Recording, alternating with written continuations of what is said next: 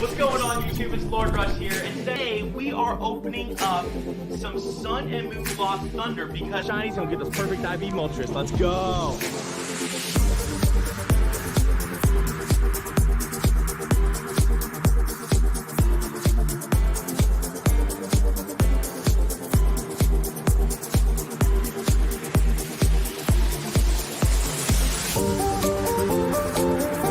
But I gotta get my hands on these Pokeball pins. And there we have it, our first shiny.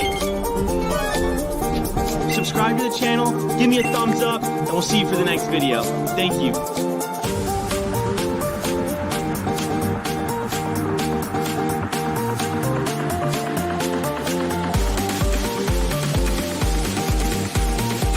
It's about to get lit up in here.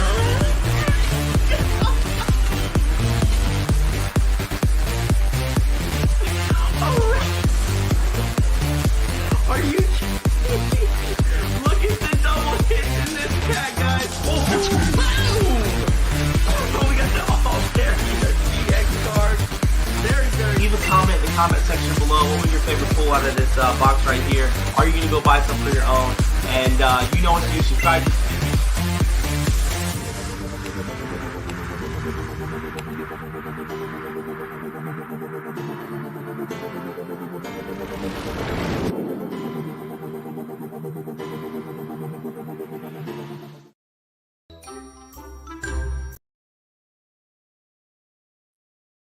Hey guys, how are you guys doing? I'm so glad we finally got this meeting. Let me know if you guys can hear me.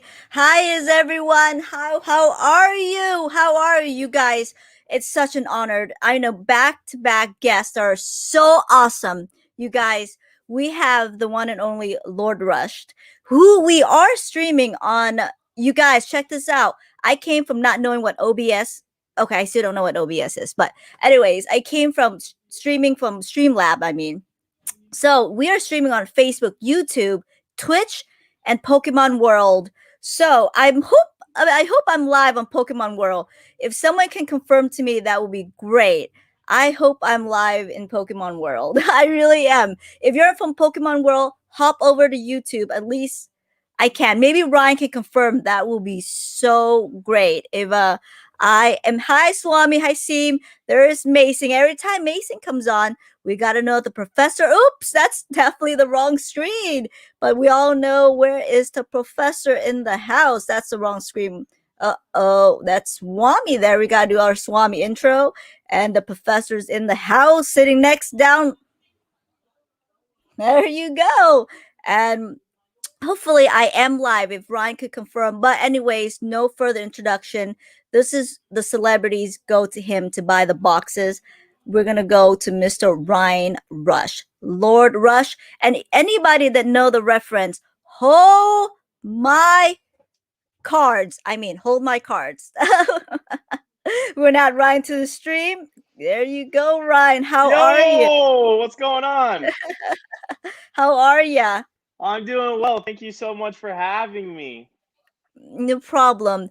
Just a quick introduction, you guys. He is the co-founder of Pokemon World. And you guys know I love Pokemon World. I've talked about it so much.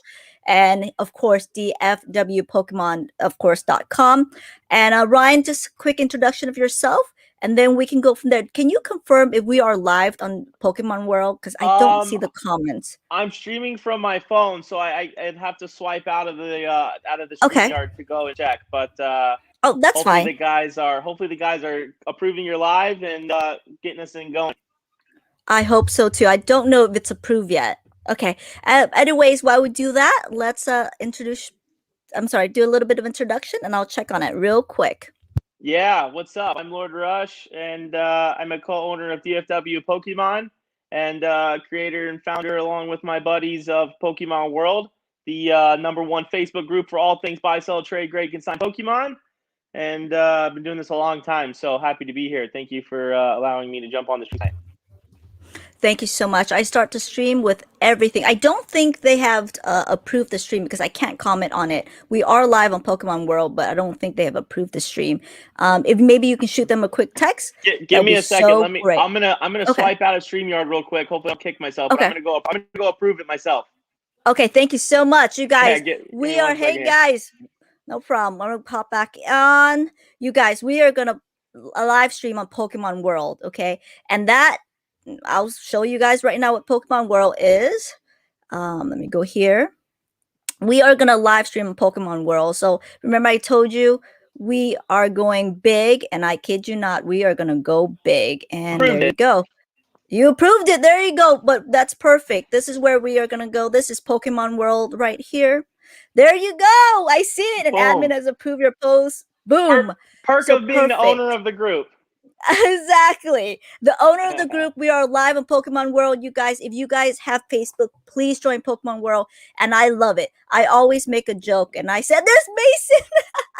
Me and Mason are friends on Facebook.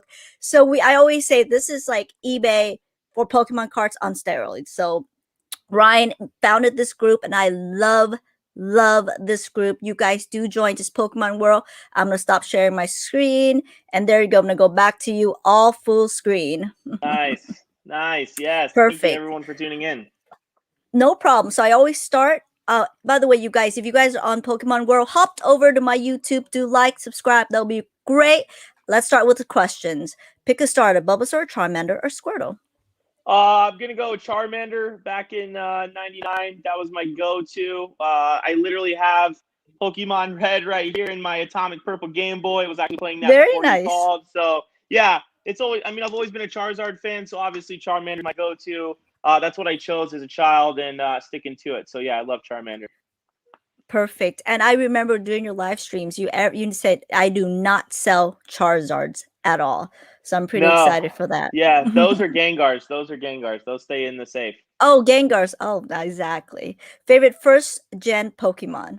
Gengar, 100%. A lot of people think it's Charizard because that's obviously like the go-to collectible card and face Mm-hmm. of the franchise up there with Pikachu. But I've always been a Gengar head. That's my thing. I love Psychic type Pokemon. I love Gengar. That's like my extensive collection is predominantly Gengar. It's pretty cool collection. My goal is to have the most graded WotC Hollow Rare Gengars in the world. So getting there. Perfect. Any sealed Pokemon products? Oh, tons. Yeah, lots. Yeah, everything from vintage to modern. I mean, like Uh-huh. I was collecting as a kid, and I still have my childhood collection. And back in 2016, when I got back into the TCG hardcore, I've been collecting since 2016 pretty heavily. So everything from sealed vintage to sealed modern, you name it, I've got it. Oh yeah, exactly. And I was telling everybody, I said this is where the celebrities go to buy their booster boxes. So I saw you in Logan Paul's video. Yeah. Yeah, Yeah. all thanks to DFW Pokemon. I couldn't do it Mm-hmm. without my partners, Scott, Luke, Little Chase. Mm-hmm. Before when I was a streamer in Burbank City Pokemart, I was 2017, 2019, I was in there by myself streaming, and then partnering up with these guys at DFW have taken myself and us as a group to the next level. So yeah, so guys like Logan and Aoki and all these celebrities contacted us. They just want to get authentic, good product, and they know they got a trustworthy household name in us to come buy it from. So we provide it to them. Absolutely. This next one's going to be a little bit tough. Okay. Favorite and least favorite EV evolutions. My favorite is Flareon because again, fire type. I actually just bought the new diamond, whatever it's called, WonderCon Funko Pop of Flareon. So I would say Flareon's my favorite, and plus that's OG. Least favorite. Ooh. I'd probably say the one I least cared about growing up was Sylveon, which is cool now. Like in Hidden Fates, Uh-huh. it's a really cool card. I never I guess Sylveon was never my favorite fairy type, I guess. Perfect. Thank you about that. Sorry about that. I don't know what happened that. Favorite Yeah. graded card that you own. So this is a tough one. Favorite graded card that I own. I would say just out of rarity, I have a Sparkle Chrome Gengar. It's a quad 9.5 BGS. And then I also have it's like Gengars. Like I have a first edition Neo Destiny PSA 10 Gengar that my one of my partners Luke got for me. So those are probably two of my favorite graded cards that I own. I got some weird ones too, like signed by AO that people have never seen before. So like personal Mm-hmm. stuff that you can't find like anywhere else. That's probably my favorite stuff in my collection. Very nice. Very nice. Mm-hmm. Okay, so favorite overall Pokemon moment? Favorite overall Pokemon moment. It has to revert back to my childhood. What got me into this? In 1999, my grandmother would if I could correctly spell my spelling list in grade school, she would give me a base set pack blister. So that's the moment that got me into it, which was a strong bond between myself and my grandmother. So I mean, that's got to be my favorite Pokemon moment because it's the first time I ever opened a pack, and it's the first time that I had that connection with her as a young kid, and I can vividly remember doing something with her. So definitely my favorite Pokemon moment. Exactly, and I think that's why me and you are so attached to it because it was an escape for me from Pokemon. And Mm-hmm. I'd never, ventured out of it. And of course, what other trading cards that you play or collect? Oh yeah. It's funny because like I always told myself I just wanted to be good at one thing. I wanted to stay to a niche, which was Pokemon, because it had childhood nostalgic, attachment to it. But recently I've invested into Flesh and Blood. It's funny. Like I have no clue how to play the Pokemon trading card game. I just was always a collector. And I actually played Magic in high school because I thought Magic was, was really fun to play. So recently I started collecting Flesh and Blood. I've invested pretty heavily into it. I opened up some boxes with Aoki last time I was with them. And on YouTube, we just made a video opening up some unlimited boxes. So I invested in Flesh and Blood, but I've also bought Dragon Ball Super recently. I bought some sports cards, just having fun, just ripping a bunch of sports card boxes, just out of pure fun. I have no intent into getting into the buying, selling, trading of sports cards. But just collectibles in general. A lot of people don't know I have a really, really crazy vintage Pokemon toy collection. Yep, So yeah, so I and collect. I mean, shoes. yeah, I collect all and shoes. Yeah, I love shoes. I love shoes. Yep. All right, you guys, I'm gonna hop back in. Let me go here. There you guys go. Here we are. I'm so new to live streaming. I do not know how I can enable comments. Could somebody let me know how to enable comments for Facebook group? Let me know. Do you know, Ryan? Because I don't. Because I think I set it up real quick. I guess the group can't comment. So if anybody will let me know how I can enable that, that would be great. Because I do not know myself. It, And you guys. if we're live on Facebook and if you're in the group, there should be like are you on a desktop? You should be able to like maybe swipe over and see the comments coming in from Pokemon World. Maybe I'm not sure. I have no idea, but that's okay, you guys. If you want to participate, please jump over. I do list everything onto my YouTube channel, so I'm pretty excited. And you guys, this is a live Q&A with Mr. Lord Rush. And just let you guys know, I've bragged about this many times for ya, but I want to know about this, Steve. Okay, let me go here. So how did he hear about you on this? Because let me go here. I'm gonna share this. How did he hear about you on this?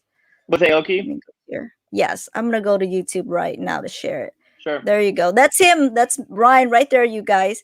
So how did he hear about you on this? Let me know and tell me everything. Sure. How did that go? Yeah, it started off with literally an Instagram message. When Okay. this was back in November of last year. I had heard, because this was right around the time when Logan Paul did his break and the Pokemon boom of 2020 was here. And I had heard that Steve had gotten into sports cards and was dabbling in Pokemon. I heard that he was buying a PSA 10 first edition Charizard from Gary. So that just made me send him a bunch of Instagram messages. I've always been a fan of Steve from going to his shows. Back when I was a lot younger, and seeing him perform live in DJ sets in Dallas and across the country. So I'd always been like somewhat of a fan of Steve. And yeah, I just reached out to him on Instagram. I sent him a bunch of like really cool collections that we picked up, a lot of vintage stuff. And then finally one day I just randomly looked down at my phone and he messaged me back. And to a shock, he messaged me back, and we had talked on Instagram for about a week, and the end of that week was Dallas Card Show. This was the November Dallas Mm-hmm. card show that we have here in Dallas. There's actually one that DFW Pokemon will be at next week. And Steve had flown in for that card show to meet Leonhardt and shoot a video with him. And we met Steve in person because I wanted to sell him a bunch of vintage boxes. I didn't know if he was, I had no clue he wanted to get box breaks. I just wanted to sell him a bunch of vintage boxes. Yeah, so he met us, and we went out to lunch that day. It was the craziest thing. Like he like came up to us and asked us to go outside. And it's my first time meeting him. And Scott and I went out to the courtyard and had a nice meeting with him. Then he took us to lunch, and that formed a friendship from there. And we've been good buddies ever since. And we've done 12 vintage box breaks together so far, with another one next week. Oh, wow. That is Mm-hmm. a lot. Yeah, Congratulations for that. yeah, of Wow. course. And I heard he's like the coolest dude ever. Yeah, Ever. he's absolutely as genuine, as authentic as you can get. Mm-hmm. Mm-hmm. I try and treat celebrities or people of high caliber just like normal human beings. And I think that's another thing that Mm-hmm. he appreciated with our friendship, is that I was the bridge from from the DJ celebrity world to the Pokemon world. I was kind of that gap for him, and I made him feel real comfortable. Treat him like a normal person, and it wasn't like a fangirl and acting all weird and awkward around him and trying to get a bunch of autographs and pictures and weird stuff. So. Yeah, and then we just became good buddies, and he's absolutely as authentic and genuine as it comes. Every time I go to his house out in Vegas, he's so accommodating and so nice, always checking in on us and make sure that we're having a good time. And yeah, he's awesome. Gotcha. Mason, did you need something the other day on Insta? No idea what that means, but we're gonna head straight to the questions. You guys, Swami, Lord Rush, PokeGal, you stopped posting YouTube vids a few years ago. Exactly. I wanted to Yeah. know this. Why did you stop, and what made you start a channel? Exactly. You did stop. Yeah, I created it was my one of my friends, Lowell Molinas. He works for DFW Pokemon now, and he does a lot of our social media, and he does a lot of stuff with grading and stuff. Me and him met along 2017 working at a restaurant called True Food Kitchen together. This was back in my service industry days, and we loved Pokemon Go. I went to Chicago to Pokemon Go Fest, and I was addicted to Pokemon Go. I knew Mystic 7 and trainer tips, and I was real hardcore logo, like every one of us was. So I wanted to be a Pokemon Go YouTuber, and so we kind of fired that up. We were making a lot of videos and content, and it was just tough to keep up with at the time, financially, and just putting out content's tough. So shout out all the content creators out there. You guys are amazing for keeping up with good content. It's hard. Like I love making content, but it's tough. So the YouTube channel kind of shifted gears for Pokemon Go meets TCG. And I never had enough time to stay up with it, so I just kind of fizzled out.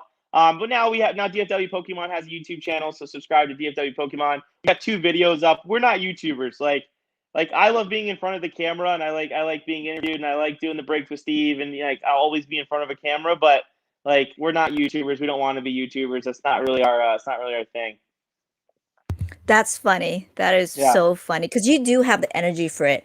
And Yeah. it's tough because I've been doing this for quite a while. And it's like, Sure. well, I wouldn't say quite a while. Okay. I think 2 months is quite a while for me, but it's tough because you got to have the energy. It's very interactive, but you definitely have the supply to do it. So I think you just Yeah. venture out and you let someone else do it. That's not bad at all. Not bad at all. Hey, Jody, how are you? How are you? Let me go here. What are some staple cards from your childhood collection? Oh, I would like to know Yeah. this. Do you sell at all from your childhood? Because I do not sell any No. cards that I have at No, all. that's a great question, James. Thank you for the question. 100%. I've never sold a card from my childhood collection, and every single card from my childhood is all still raw. So I still have Mhm. I was opening packs that were shadowless. So probably some of my best childhood cards that are of value now. I have a shadowless Charizard base and limited Charizard, first edition Blaine's Charizard. So obviously a bunch of Zards, but then I have some other really cool shadowless holos like a shadowless Venusaur and some stuff like that. All my cards are raw. I've kept all my common, uncommon. They're all in separate binders in a safety security box that's labeled childhood cards.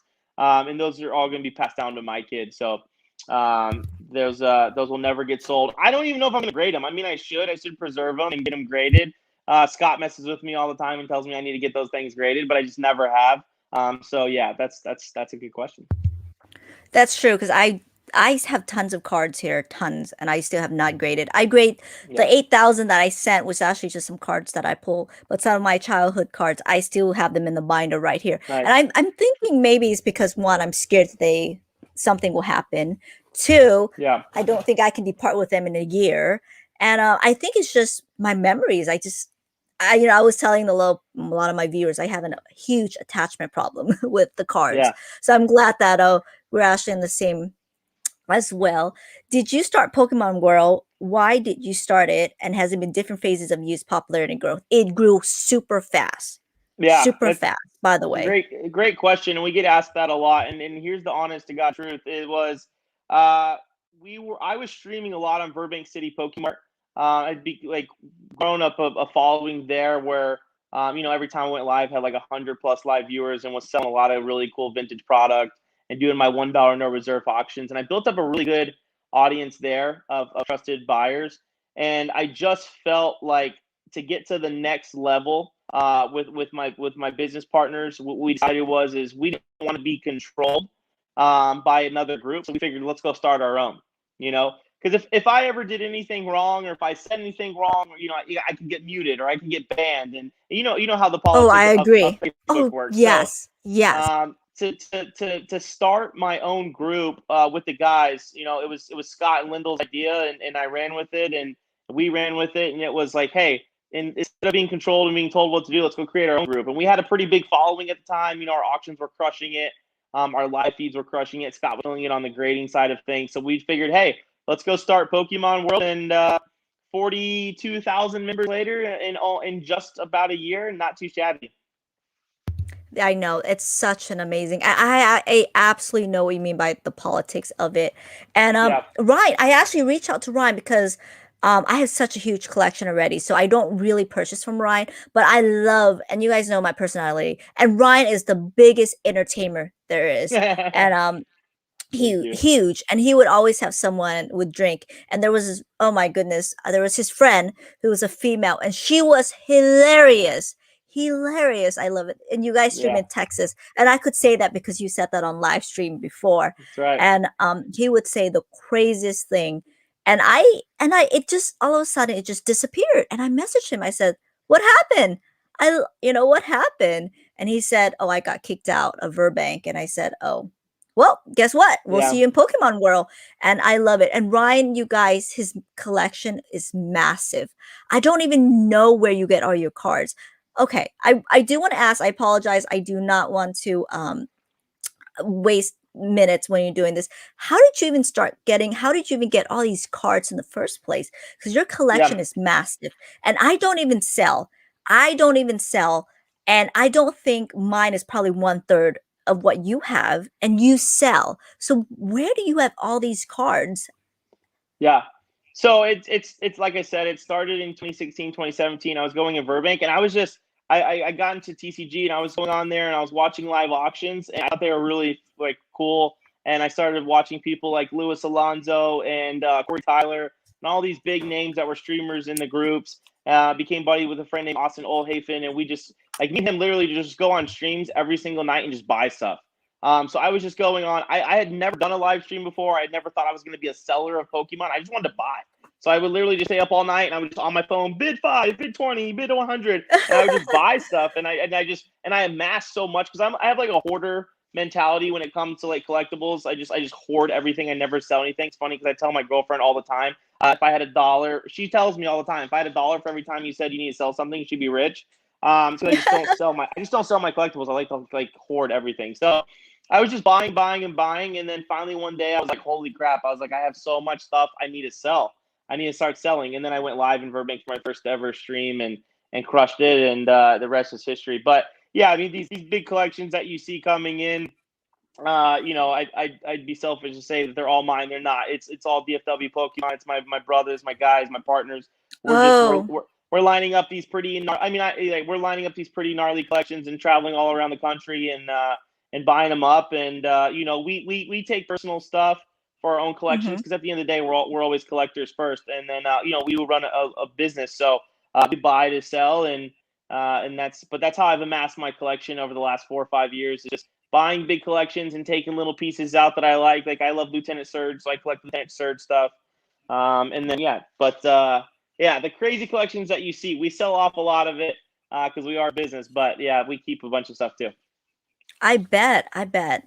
And you sell lots, okay? You don't like when there's Burbank and there's Pokemon World, people sell one single cards. You sell Yeah, lots, and that's yeah, amazing. So do you think that when you do all those lot auction, do you think it adds up or should you sell them separately?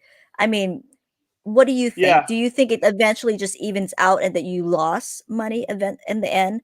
Or No, did that's a you great question. It's a great question, and uh-huh. it's funny because I actually do Pokemon consultations for new streamers where I actually touch on this subject. And I can, if you're a new streamer getting into it, I wouldn't recommend taking 50 Watsy hollows and putting them up for $1 and saying, okay, $1 no reserve. Like, don't do that because you might lose your butt. Like, if you have 15 or 20 people watching your stream, you're not going to make money. And I did that. I did that in 2017, 2018 in Burbank. I would, because I always hated the streamers who would take one card and they'd sit there forever and they talk about the condition of it and they go over it for 30 minutes and they're drawing it out to make their top dollar. It just doesn't bring entertainment value to an auction when you're live. So the way I saw it was if I took a bunch of cards, put them all up, say started off at $1 and whatever it sells for, then I was gonna win. And we've been very fortunate at DFW Pokemon to build a live audience that we have now. With hundreds of people watching our streams, so yeah, we don't lose. We don't really lose. So I can say we don't lose when we do our auctions now. That's good because you do have the audience compared to me, who is probably does not. I'm building it up. I'm slowly doing it. I'm on Sure. your website right now. So you guys, it's DFW. By the way, what does DFW stand for? DFW stands for Dallas Fort Worth, so that's where we're based out of. Gotcha. Yeah, so Mhm. DFW. That's just short term for Dallas Fort Worth. Gotcha. So they do grading services as well. I have a couple of questions to them and Yeah, co-consignment consulting services. This is exactly because you bought consulting services. Do you want yeah, to talk about a little bit here real quick? And because I know there are people out there from what I heard that does the same thing as you. So what yeah, makes I do okay, so 35.75 for 45 minutes. Oh, that's not bad. yeah. So a little bit more about this and introduce the audience more about this consulting service. Sure. Yeah, I mean, it breaks it down like this. I mean, a lot. I got a lot of troll comments and I got a lot of hate, in community for doing this. But here's the thing: at the end of the day, time equals money, and my time is very valuable, and so is everybody else's, right? I mean, your time's valuable, my time's valuable, our company's time is valuable, and I'm traveling a lot. I'm doing breaks with Aoki. I'm doing a lot of stuff in behind the scenes and day-to-day operations at DFW Pokemon. There's a lot of stuff people don't see that we do. So and we get flooded. I mean, I can't tell you how hundreds of Facebook messages a day, asking questions about how to do this or how to do that, and where should I start here and how should I do that. And I try my best to absolutely answer all those questions to the best of my ability. But it takes a lot of time. I can't dedicate my entire life to Pokemon. I have a life outside of Pokemon and outside of our company, which is my personal life, which I cherish and value very much. So we started the consulting business purely for people to answer whatever questions they have, whether they're getting new into selling, whether they're buying, whether they want to consign, grade. I launched it just to help people and to get them the basic knowledge that they need to get up and running. And I'll tell you, everyone that we've done a consultation with, because I do them all personally. I think I've done like about 15 or 20 up into this point. I've created a lot of return business from it, and just help people grow and engage in their local marketplace, outside of their local marketplace, how to buy vintage, how to source vintage, and just giving them the knowledge. Like, I wish I had somebody in 2017 to teach me these things, because I was just guns blazing, just buying everything. And I know I probably lost a lot of money just buying and buying and buying and just stuff and overpaying for things. So I wish I had the knowledge that someone could provide the time with. And so that's why I started the consultation with DFW, and people have been really happy with it. And again, it's you're paying for my time, but you're paying for my knowledge and experience. I don't have all the answers. I'm not the smartest person in the room, but I'll give you a really good information that you need for whatever questions you have asked whenever you book one. That's for sure.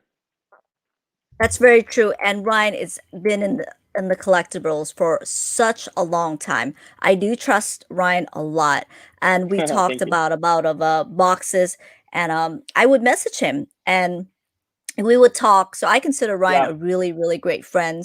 I'm not too sure, Joe, what you mean by this. When you guys pulled a Zard for a grand, not too sure what you Yeah. mean. Let me know. What does that mean? I know what he's talking about. So me and Aoki did a box break. It was our first or second one. We pulled. It was our second one. My buddy Grant Navarre, who's a YouTuber, he lives out in Lake Charles, Louisiana. He's actually coming with me to Vegas next week to Aoki's for the double box break that we're doing. But Grant pulled a Charizard in like back to back box breaks. So he pulled two Wow. Charizards for Grant. So Grant's got. If you talk to Grant, he says he has horrible luck because he bought into the Logan Paul break and he pulled a Doug Trio like 41K. But he pulled two Charizards in the breaks with me and Steve, and that was awesome because we pulled back to back Charizards. Like you couldn't have drawn up that break any better. I contacted a lady in Utah. She found a base set box in her closet from QVC from 20 years ago. She drove it to Aoki's house. I bought it. And we it was like the box was in horrible condition, but we opened up the packs. I shuffled them all around, and me and Steve pulled back to back Charizards. So you can't literally like draw that up. Like it's just like crazy how that happened. And Grant was one of the guys who got that stuff. Cool stuff. Nice. Well, congratulations, Grant. Yeah, Burbank being controlling, you don't say. I do think, I'm not going to say anything bad because I do think yeah, there yeah. is a self interest a little bit there. That's the reason why. For me, that's my own opinion. So I don't hate him. High fighters, Destiny. So I don't try to say anything No, negative. So yeah, I have I no ill try. will, none. I Yeah, listen. I mean, exactly. we need more people in the community to be like absolute like pioneers in the community and the big names and OGs of it to bond together and create a better, safer environment for the buying, selling, trade, grading, consigning of Pokemon cards in all TCGs. So I have no ill for anybody at Burbank City Pokemart. They removed me purely because I'm competition, and I respect that 100%.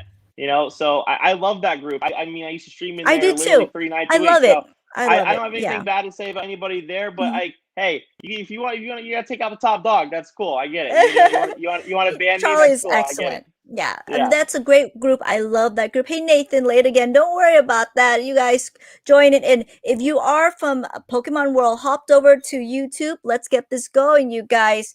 And I'm gonna go here. I have a couple of questions to ask you myself, but sure. I do want to let the audience know thoughts on large retail stores no longer selling collectibles cards and Yeah, how this could affect the hobby in 5 years. Ooh, that's such a good question. I do want to I know your love that. opinion on this. I've gotten asked that so many times the last few days, and it's sad. I went to Target today to buy something, and I saw the sign that said May 14th. They're no longer selling sports cards and Pokemon cards, and the shelves are full of Magic because nobody buys that.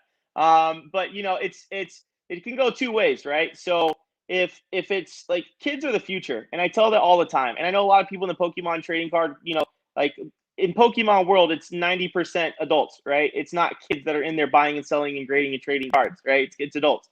Um, so it's going to be tougher for adults to get cards. However, it's kids are the future of the hobby, right? In '99, when we were all kids, we made Pokemon what it was because of how we took off with it. If we as kids in '99 wouldn't have thought that Pokemon was cool, it would not be where it is today, right? So if I mean, children are the future of the hobby. So if kids can't easily get accessible cards to them by going into a retail store like a Target or a Walmart and picking up packs of cards, it scares me. It scares me to death because then the hobby could die because they just can't find it. They just can't get it. Now, for a business like mine, with my guys at DFW Pokemon, it can be a blessing in disguise because if people can't source product, they're going to come to legit companies like us who have big distribution and can get our hands on product easier than your average person. So, it's a two-edged sword, right? I don't know. I'm curious. I don't have the answers, but I'm curious to see what happens in the next 5 years. I hope that Target and Walmart get stuff figured out and the big box retail stores get put product back on the shelves because it's a good thing. Like I don't compete with big box retail stores. I see it as an advantage when they do carry it because the more people that are ripping packs and the more product getting out to people means that people are still interested in the hobby and they still care about it. And to me, that's everything. It's everything to me as a collector, and it's everything to me as a business. So I hope they get it sorted out. Gotcha, gotcha. I do want to ask, this is a personal question. If you don't want to answer it, let me know. We'll move Sure. on. Because we've been friends and I want to know, do you do Pokemon full time because I know what you do. Perhaps I don't know if you quit or not, but do you do Yeah, Pokemon full time? Because this is we met back then when you did something else or still right. doing something else. I don't know if you Yeah. want to disclose that, or do you do Pokemon No, full no, time because of I what's can say popular that. now? I can say that. So I went to school for hotel restaurant management. I was a director of operations in the hospitality industry for the better part of 10 years, which was it made me absolutely miserable. Like I love hospitality. That's why I have such a big personality because hospitality is everything to me. But I in order to be successful with DFW Pokemon, we one of us at a time has to slowly leave our real jobs and put everything into the company. So myself and one of our partners has also has gone full time with it.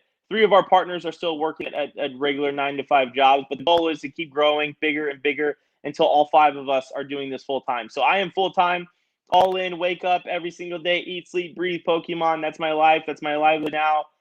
It had to get to a point where it was sustainable. In 2019, when Scott and I partnered up and taken on the other guys, I was really hesitant, and so my goal 2020 was to really grind and get to a point where this was sustainable. And then 2021, it was all in. So I jumped all in at the beginning of 2021. I left the service industry, which I'd done for 10 years and loved, and but I was ready to get out of it. So this is what I do full time. Well, congratulations. That's a huge step. Yeah, Well, thank you. congratulations. So that's why you care so much about the hobby, because I agree with you in that you need new collectors to come in. No, And of I course. always tell people, all of this, what I have, and it would be meaningless if there's no people to buy and there's no people new in the hobby. Right. So that's why I'm very outspoken in this. And, hate me or love me, I'm extremely outspoken to Of that because in the end, you need people to buy your product, right? And course. that's exactly. Oh, hey Yep. Jake, how are you? There's Pokenomics. How are you? Let me go. Wish every 7-Eleven had packs like they used to when I was a kid. The ice cream Facts. trucks used to have packs too. My Yeah. little Toys R Us. exactly. When do you see today's investment mentality finally leaving the hobby? Oh, that's such a speculative question. Yeah. Wow. I can tell you this is in order for Pokemon to die as an investment, everyone in the world's gonna have to wake up one day and decide that cardboard has no value, and that there's no value to Pokemon cards, and that's never gonna happen. It's been established for many years. We needed the bubble to pop a little bit and flatline so we can understand the true value of cards. I mean, 6 months ago we were selling BGS 9 Charizards for $5,000, right? So I mean, we needed that flat line to understand the true value of what these collectibles are worth. And we're seeing that now, which is a good thing for the hobby. People that jumped in 2020, they're having the oh my gosh moment, where they're kind of panicking because they bought high and now they're starting to see that dips. You can treat Pokemon kind of like crypto and Pokemon kind of like the stock market, right? When they say buy the dips into the moon and all those cliche things. Keep investing into Pokemon. It's never been a bad investment. You just got to make smart moves. It's not going to leave the hobby. People have been investing into cards for many years. Why do you think Gary King Pokemon since the 70s has been so successful at it? The hobby, the Exactly. investment side's never going to die. Exactly. There you go, you guys. I need to log on my Instagram, which I don't know how to, I forgot my Instagram password. But that's Ryan, King Gary, and that is Real Breaking Bad, Scott. Scott's right there. I don't know who the other two is. I apologize. It's like Lyndall and So Chase. this is, there you go. There is, I need to log in, which I don't know, but you guys can log in and check. There is a complete set of PSA 10 gold stars right there. Yeah. There's Ryan and Steve. And I know you guys, oh, I wish I could click this. I don't know my Instagram password. That's Dan Brazilian, right? If I get this Yeah. correctly. Dan Let me, Bilzerian, yeah. let me, maybe I can zoom in. Dan Brazilian, and who is the other? There's you. There's Yeah. Steve. I have no idea who the other rest is. I apologize. Oh, so let me go here. Oh, look at that. Oh, we need to talk about Collecticon, okay? We need Yeah. to talk about Collecticon. You guys, check out Pokemon World. I mean, this is excellent. The reason why I bought Ryan on is because I thought his prices were extremely reasonable. I usually, checked out everybody before I bring them on for $80 a box. Just ship hits for 50 a case. That's extremely reasonable. And that's Scott. And I do not know. I need to log into my Instagram, which I do not know my password for now. So check Yeah. them out. And if you guys see how many booster? Okay, fine. I'm gonna ask it all. How many sealed booster boxes that you have that are base with just shadowless first edition that you have in stock right now? That we have in stock for sale. Yes. And We have, I think, 3 base unlimited boxes. We have a first edition base Chinese box. We have a green wing single country code base box, but it's not confirmed shadowless. I'd say about 30%. So we're not selling it as shadowless because it's not confirmed. So that's it for base that we have for sale right now. That we have for base, yeah. very nice. Oh, I finally was able to log in. Check this out, you guys. Check out his. How was this? This look at Real Breaking Nate. There you go to King Gary, and he opened this, you guys. That is so amazing. That is Yeah, such. I'm that gonna was go one of our here. first edition blisters that we gave him to open. Oh yeah, there you go. There's Ryan, and this is Steve's. All Jet Mint 10, all the gold star. That is so amazing. Did you help him collect this to get all of this? So the very first time I went to Steve's house for a break, he purchased that. And I can't really go into details unless he's got it public of where it came from. Yeah, of course. But Don't yeah, say anything. I know you guys have yeah, NDAs. yeah. So he bought the collection. I was there. I know the guy who we bought it from and the company that it came from. So it was cool to watch him buy it. It was insane. And then obviously to get that picture later on when he got it in the Show Your Slabs. So yeah, me jumping. Wow, that's you jumping. That is so cool. I want to look at all these, you guys. Happy. Okay, we want to talk about PSA sub. Oh, you sent him. Look at that, you guys. That is so amazing. You got this. I remember when you posted in Burbank, you went to, I think, you went to get this collection, and Yeah. you were selling it on Burbank, and nobody. I remember not a lot of people bid on it, and I think it's a good thing that nobody bid on it because it went up drastically. Yeah. Like a month Yeah, later. we bought that in Vegas. It was a father Yeah, and son from Utah that drove into Vegas to sell that to us. nice. Oh my goodness, look at all this. Well, that's That some is old so stuff right crazy, there. Ryan. That is so crazy, Ryan. Like oh, godfather of a lot of booster boxes. I'm gonna go back to that. I know. Target just sells online. Yeah, Target just sells online. Lord Rush, can you describe Pokemon World and what you do? I'm not familiar with Yeah. it. This is perfect. This is such a great opportunity. I'm gonna share my screen back to Pokemon World. Yeah, great question. Pokemon World buy, sell, trade, grade, consign group, where we have an open free market for the Pokemon community to buy, to sell, to trade, to grade. We started it April of last year, and it's an amazing group. We have plenty of mods that moderate it. I'm just a founder and owner of the group, so I'm labeled as an admin on there, along with the other 4 business partners of DFW Pokemon. We're all the admins.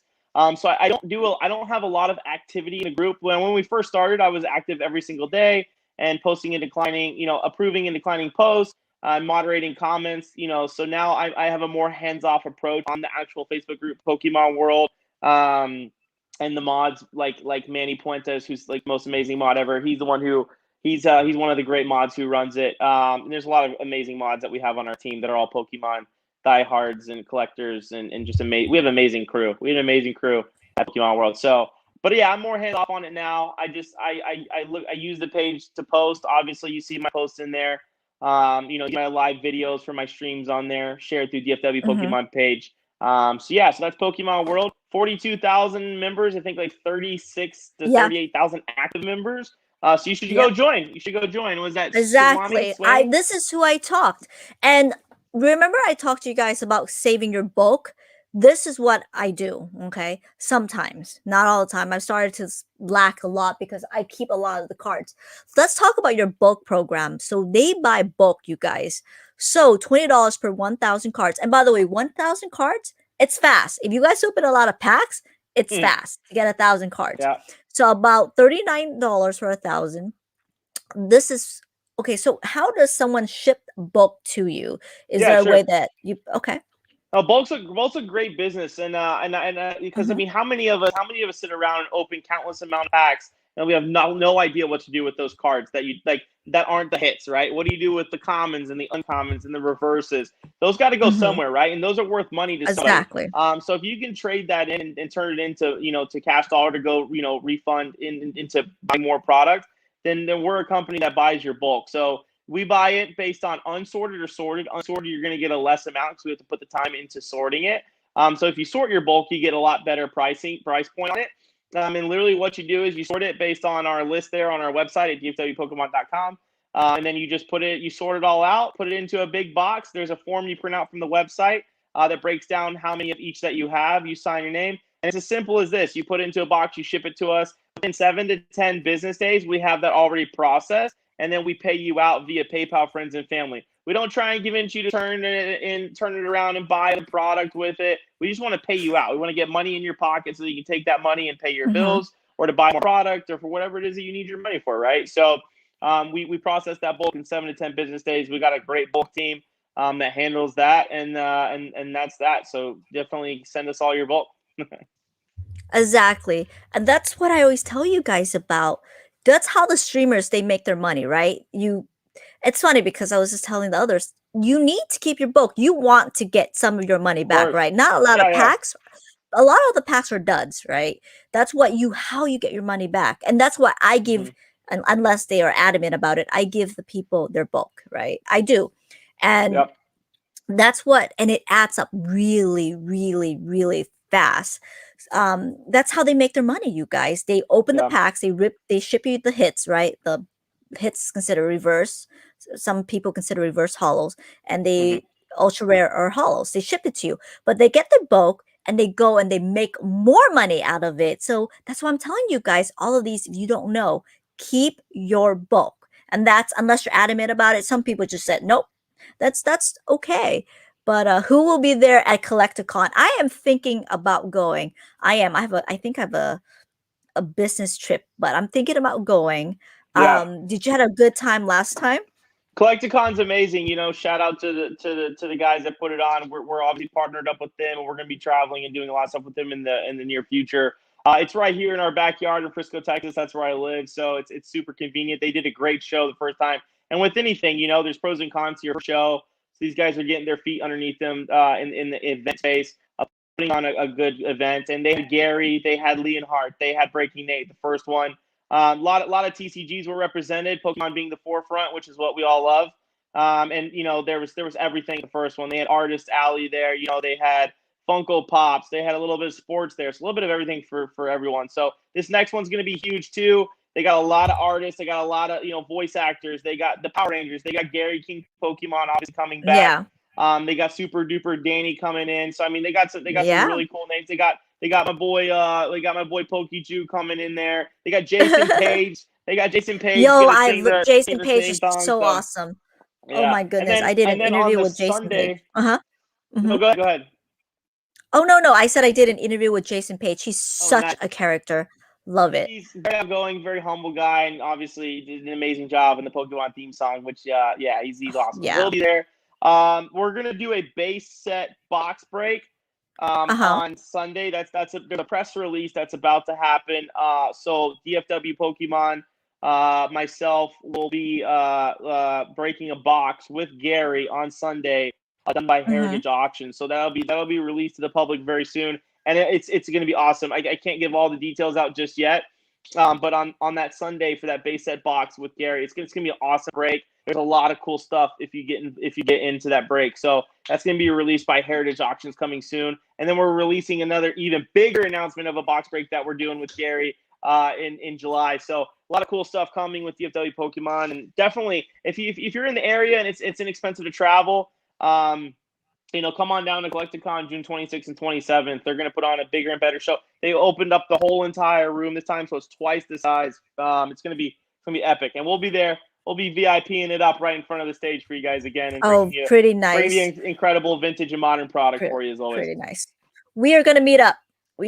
I'm trying to go. We're going to meet up. Everybody, I'm planning to go. If you go, we are going to meet up. So I'm pretty excited. I kind of have a fear of flying, just a tad bit. So I I will need to go with a friend because I will probably pass out in the airplane. Nobody's gonna wake me up if I go by myself. So, Yeah. I'm pretty Here's excited. a little secret. I fly a Okay. lot, like almost weekly. Uh-huh. I'm flying for Mhm. Pokemon, and I hate flying. A lot of people, like in my inner circle, they always laugh because they know how much I travel and how much I fly. And actually, I Mhm. hate it. Like I can't fall asleep on airplanes. I hate turbulence. Like I'm one of those people. I like my feet firmly planted on the ground because that's where it's supposed to I be. agree. I So, agree. but yeah, I racking up the airline miles doesn't hurt you. So That's true. Do you think most older Pokemon collectors forget that kids are majority collectors? Why or why not? That's such a good question. Do you yeah. do you think that most yeah, that's such a good question. It's a great question. Every collector starts somewhere, right? Some people started in as kids when I was a 9 and 10-year-old little boy. I mean, that's when I started my true collection, and then I rediscovered it when I was 25, and then ran with it ever since. So everybody starts somewhere, though. Some people might just be getting into Pokemon because they like the anime, or 2016 created a boom, right? The Pokemon Go effect, where people were playing Pokemon Go, and then that transitioned them into collecting the cards too, because it was somewhat of a nostalgia, or they just thought it was pure cool. So I mean, everyone starts somewhere. I think kids are the future of the hobby. There's a really cool kid on YouTube named I Spy Aiden who I'm really close with, and I shot a YouTube video with him not too long ago at Steve's house. And then, like, to watch him open up packs and get excited, and we pulled a Shining Fate Charizard together, and to see his reaction was everything. Without kids' excitement, the hobby will die. I mean, because one day, us 30-year-olds who are making the hobby what it is now, we're all going to be old, and without them, without the kids, our business dies. So that's a great question. Exactly. And I'll be honest with you, Ryan, I'm a little bit concerned of where the hobby's going right now because I Yeah, think it's so hard to get Pokemon cards. And I can't blame Pokemon for it, right? At least I think I cannot because I think they're yeah, trying their best. I do, especially with what's going on in the world right now. I think they're trying their best. But I mean, it's pretty sad when you have apparently someone pulled out a gun for Pokemon cards, and that's pretty sad. And these are yeah, cardboard for kids. It's actually pretty sad. I'm actually a little bit worried right now because you need collectors. You need future collectors to keep this sure, hobby going. So I'm not too sure what's going on right now, but I do think, and I want to know your opinion about this. Do you yeah. think Pokemon's going to try to ratify this as best as they Well, can? here's the thing: it's not Pokemon's fault. Pokemon, I have very close connects that have worked for Pokemon for over 20 years. That I can't speak purely on their behalf. However, Pokemon, it's the spoils of a few that affect many. What's going on with like Target and the sports collectors, and how you reference a guy pulling a gun in a parking lot through a fight through some sports cards. Pokemon's not at fault for that. Pokemon created and revolutionized a global brand, and their marketing team is incredible. Their logistics team is incredible. They're printing out cards behind the scenes a lot more and a lot faster than we really think that we see on the surface, and their distribution all over the world is great. So big box stores like Target and Walmart, who do they influence the hobby? Absolutely. Are they going to impact it and change it forever? Absolutely not, because Pokemon won't allow that. They're a spearhead and a driving force out there. I mean, they're the world's #1 marketing company. Right there with Disney, Hello Kitty, and stuff like that. So Pokemon's not going anywhere. They're going to keep pumping out video games. They're going to keep pumping out merchandise and the cards. They're going to keep cranking those puppies out too. So you don't have to worry, and nobody has to worry about that. And like I said, everyone would have to wake up one day and decide that this cardboard isn't worth anything. That's never going to happen either, because people like me and people like the kids that are coming up in it, they're gonna if as long as you find value in something, it's going to stay. So we're going to be just That's fine. true. That's true. Hey Z, how Yeah, are ya? Sup, yeah, there's Z. That's so true. That is so true. So I'm really glad to know that. Do you yeah, mind if I use you as a reference for what you just said that they are printing in of course. Pokemon? Because there are conspiracy theories out there. I mean, apparently that's what people are behind the scene they're telling me. They're like, "Oh, I think Pokemon's doing this on purpose because they want it like this." And I go, I No, don't think it's not so. true. I think No, they're trying their best. I really, really think so. And there's because I talk to people and they're like, oh, they like it like this because they want the demand, right? The more people want it, that sell, and it's more psychology. And I go to them and say, no, I don't think so. I think they're really trying their best and their best efforts to print and print. yeah, And I do think that they will print to try to print to meet demand. Okay, They are. perfect. They Thank you, they Ryan. 100% are, and I can tell you there are reprints of different sets of new-ish modern sets coming too. I can't go into detail Ooh, about what ones there will be because okay. I literally would get sued. But yeah, there's going to be reprints of modern sets. Pokemon's pumping it out. I mean, and we got Chilling Reign coming up soon. And there's going to be a lot of it available. So like just because there's a couple big retail stores that are getting hurt by it right now, don't worry. We're going to be just fine. Thank you. Thank you. I will, because you said that on live, I will use you as a reference. Even though I will not ask you to disclose what set. Thank you Yeah. so much. Thank you so much. I do want to ask you though. Okay. So if you were to make a prediction of how far they would reprint, what would you pick? 5 years? 6 years on set? I can't say. Yeah, I I tried. can't say. I'm not allowed to disclose that. Yeah, I You can't guys are say. so funny, but they I are can't printing, say. so That's a that's good so. try. It's a good try. Yeah, I I almost caught me tried. there. I I told you almost that's what I answered. do for a living. They can't answer it. I tried. I didn't mean to get Okay, you in you're a trouble. great interviewer. You're a No, great no, interviewer. I did not mean to get you in trouble. I just thought Get me in that a perhaps lawsuit over we here. could try a lawsuit. I know, bringing a guest, you get a lawsuit. I'll try to defend you. I'll be like, listen, worry, Ron, you're so funny. I apologize for that. Let's go. You guys are really funny. Let me go. Oh, poke knowledge. How do you think? Why do you think so many people have the ability to amass large collection over the long period? Oh, but don't want to put the work into liquidating, thus allowing you to buy their large collection. Yeah, I mean, it's That's a great question. mhm, It's a good one. I mean, here's the thing. A lot of people, you got to understand, back in the day, in 99, 2000, mhm, 2001, a lot of these people were card shop owners. They were kiosk, employees at a mall. They were KB Toys employees. They were Toys R Us employees, whatever it was, or they had card shops or online businesses, just like I do now. And they were hoarding this stuff over the years and just had so much of it. It's as if picture like you guys who are out there who are hoarding modern stuff today, right? You're putting cases of Shining Fates ETBs on your shelf, the one day be worth something, or Hidden Fates, whatever set that you like, the evolutions when you're hoarding booster case of evolutions, right? And then in 20 years you just have those. That's exactly what happened with a lot of these people with the quote unquote vintage stuff. And now they're just now and they sat on it and sat on it and sat on it. And a lot of people, some people didn't even realize that they had it and they found it in their storage unit or in their basement or whatever it may be. And they heard in 2016 BuzzFeed news article, just like Scott did, and they heard that Pokemon was now worth value. And a lot of these guys, are realizing, oh my gosh, I had a ton of that stuff back when I used to work at a kiosk at a mall, or back whenever I used to own a card shop in the 90s. And so they're bringing it out now, and they're capitalizing on that as an investment because now the demand is there, right? The demand for vintage Pokemon is at an all-time high, and these people are coming forward with these massive collections. And and thank goodness, because that's where we thrive as a company at DFW is buying these larger collections and trickle down economics it down out to the collectors and investors, and it's working. So the ability to amass a large collection over a long period of time, and you can do that in today's market too. It's going to cost you a little bit more for vintage, of course, because everything's now so inflated. But yeah, I mean, you just keep buying and hoarding, you're going to get there. that's buying and hoarding. You Yeah, definitely here. You definitely need the capital for it now. I can tell of you, course. it's Yeah. so crazy. Mhm. It's so crazy. So talk about how PSA shutdown has affected your business. Sure. How is CGC doing? And maybe tell the group a little bit more about this, because I do I do highly recommend you guys.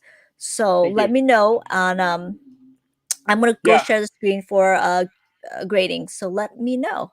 Cool. Yeah, so we grade with PSA and with Beckett. I mean, we're located here, obviously, in Dallas, which Beckett is in Dallas, so they're close by.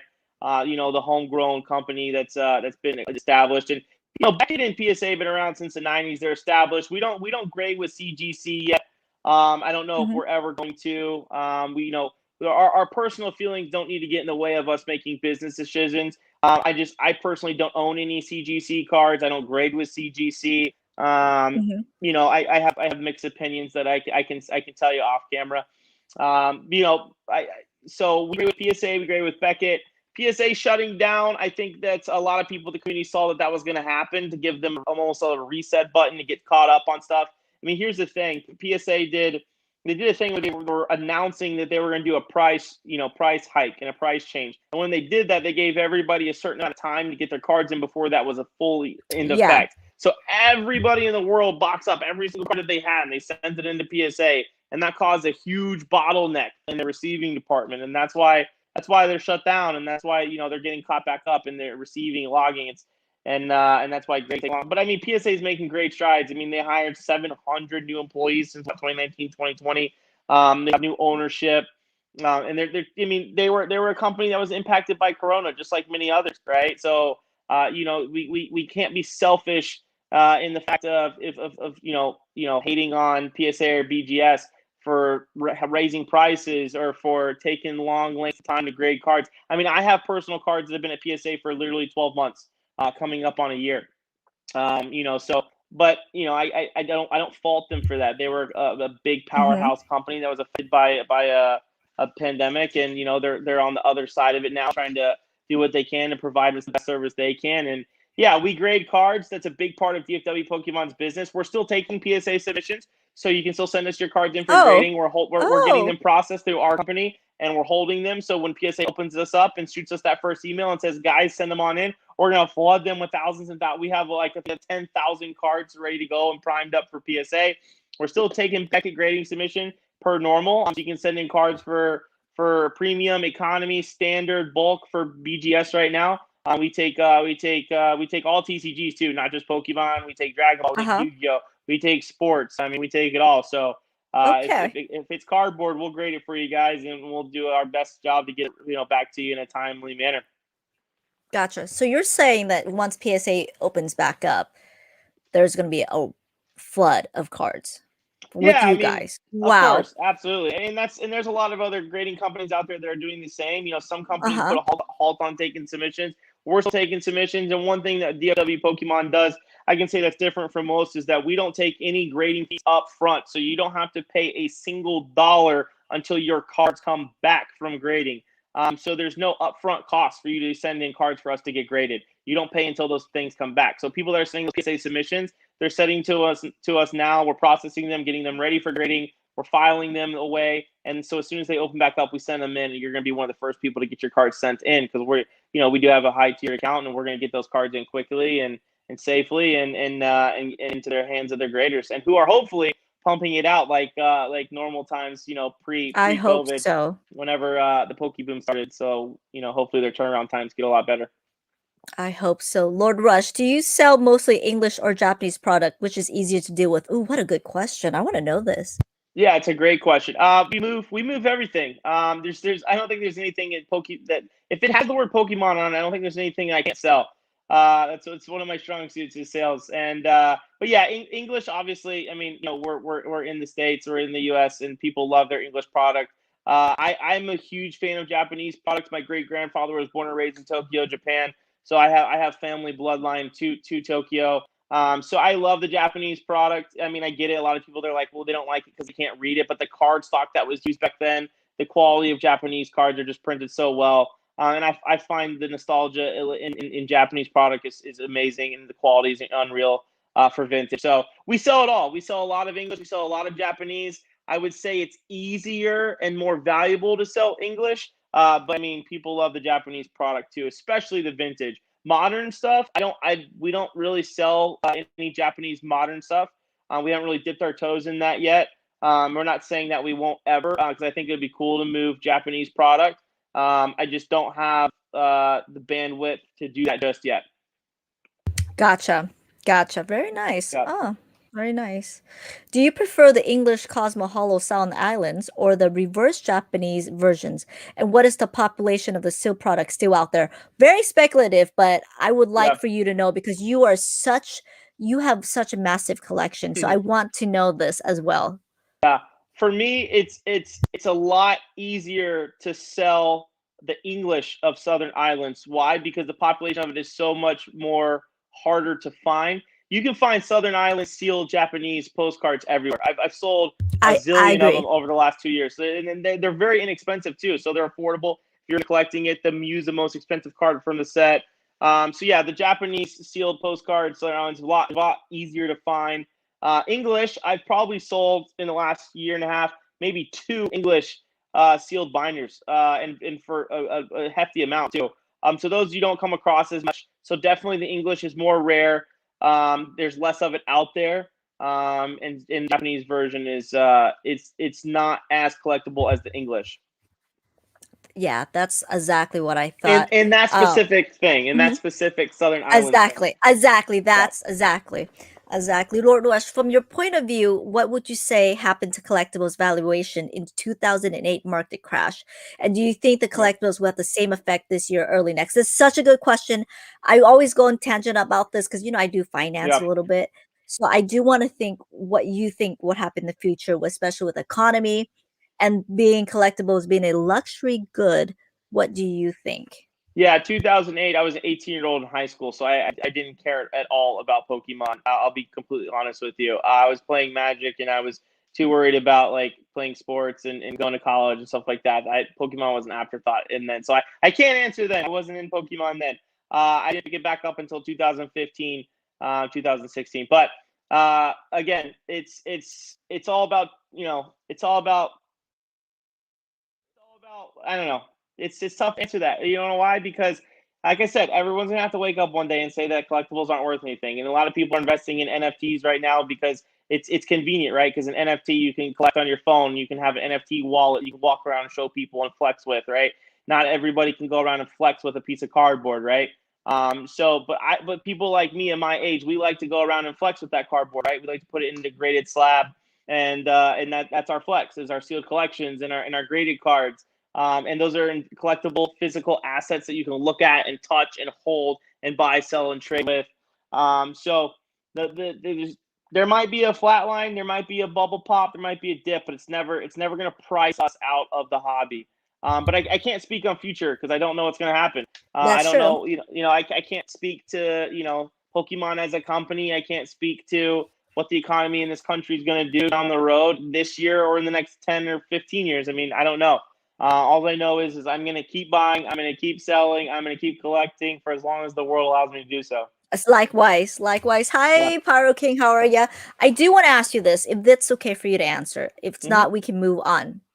And do you see a recent decline in sales in Pokemon compared to, let's say, 6 months?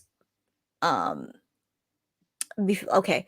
Do you see for sales, right? Because you do a lot of Pokemon sales.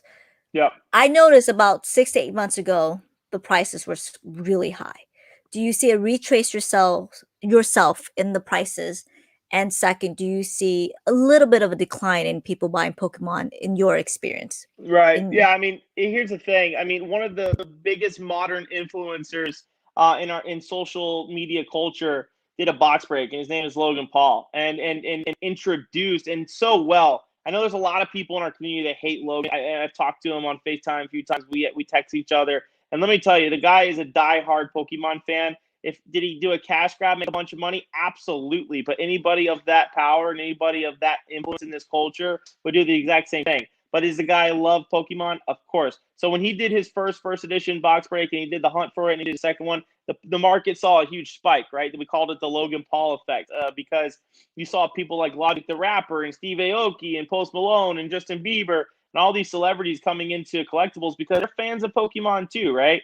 It's just everything's about hype, and the hype of Pokemon grew to a level that it had never been done before. Post Malone did a concert for Pokemon. Katy Perry's getting in Pokemon, and all these big name influencers hyped it up.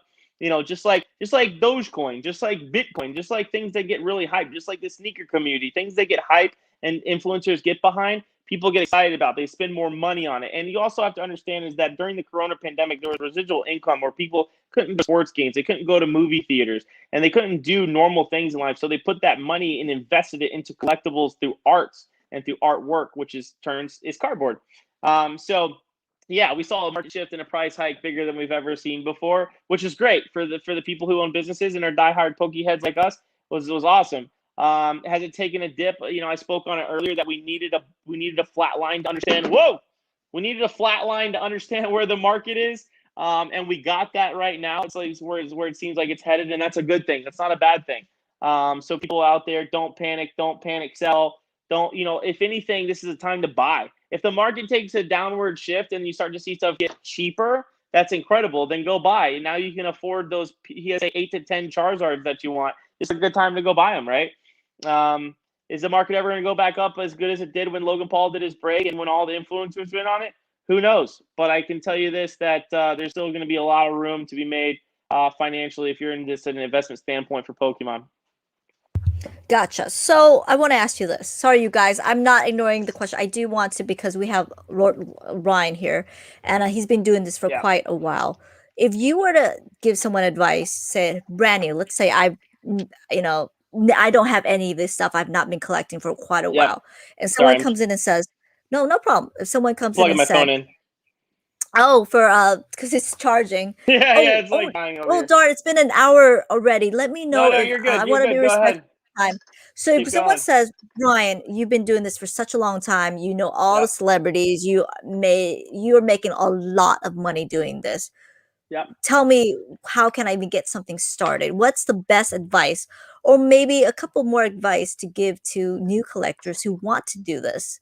If you want to get in the hobby because you truly like it and you think it's cool, then buy what you want to collect, right? If there's a nostalgic childhood Pokemon that you like to collect, then go buy that Pokemon, right? You don't have to break the bank going to buy, big PSA 10 cards of said Pokemon, but just buy what you want to collect, right? If you're going into this from a monetary standpoint and investment standpoint, that's a whole nother conversation, which I cover in our DFW Pokemon consultations. But if you want to get into it as a genuine collector because you think it's cool and it strikes a childhood nerve that brings you back to better days, and you just want to get into it because it's fun, then do it. Buy the Pokemon you collect. Start with whatever Pokemon you collect. Buy modern because it's cheaper. Buy cheaper vintage slabs like 3s, 4s, 5s, 6s, and just have fun with it. Because if you don't have fun with this, and if you don't have it's not fun for you.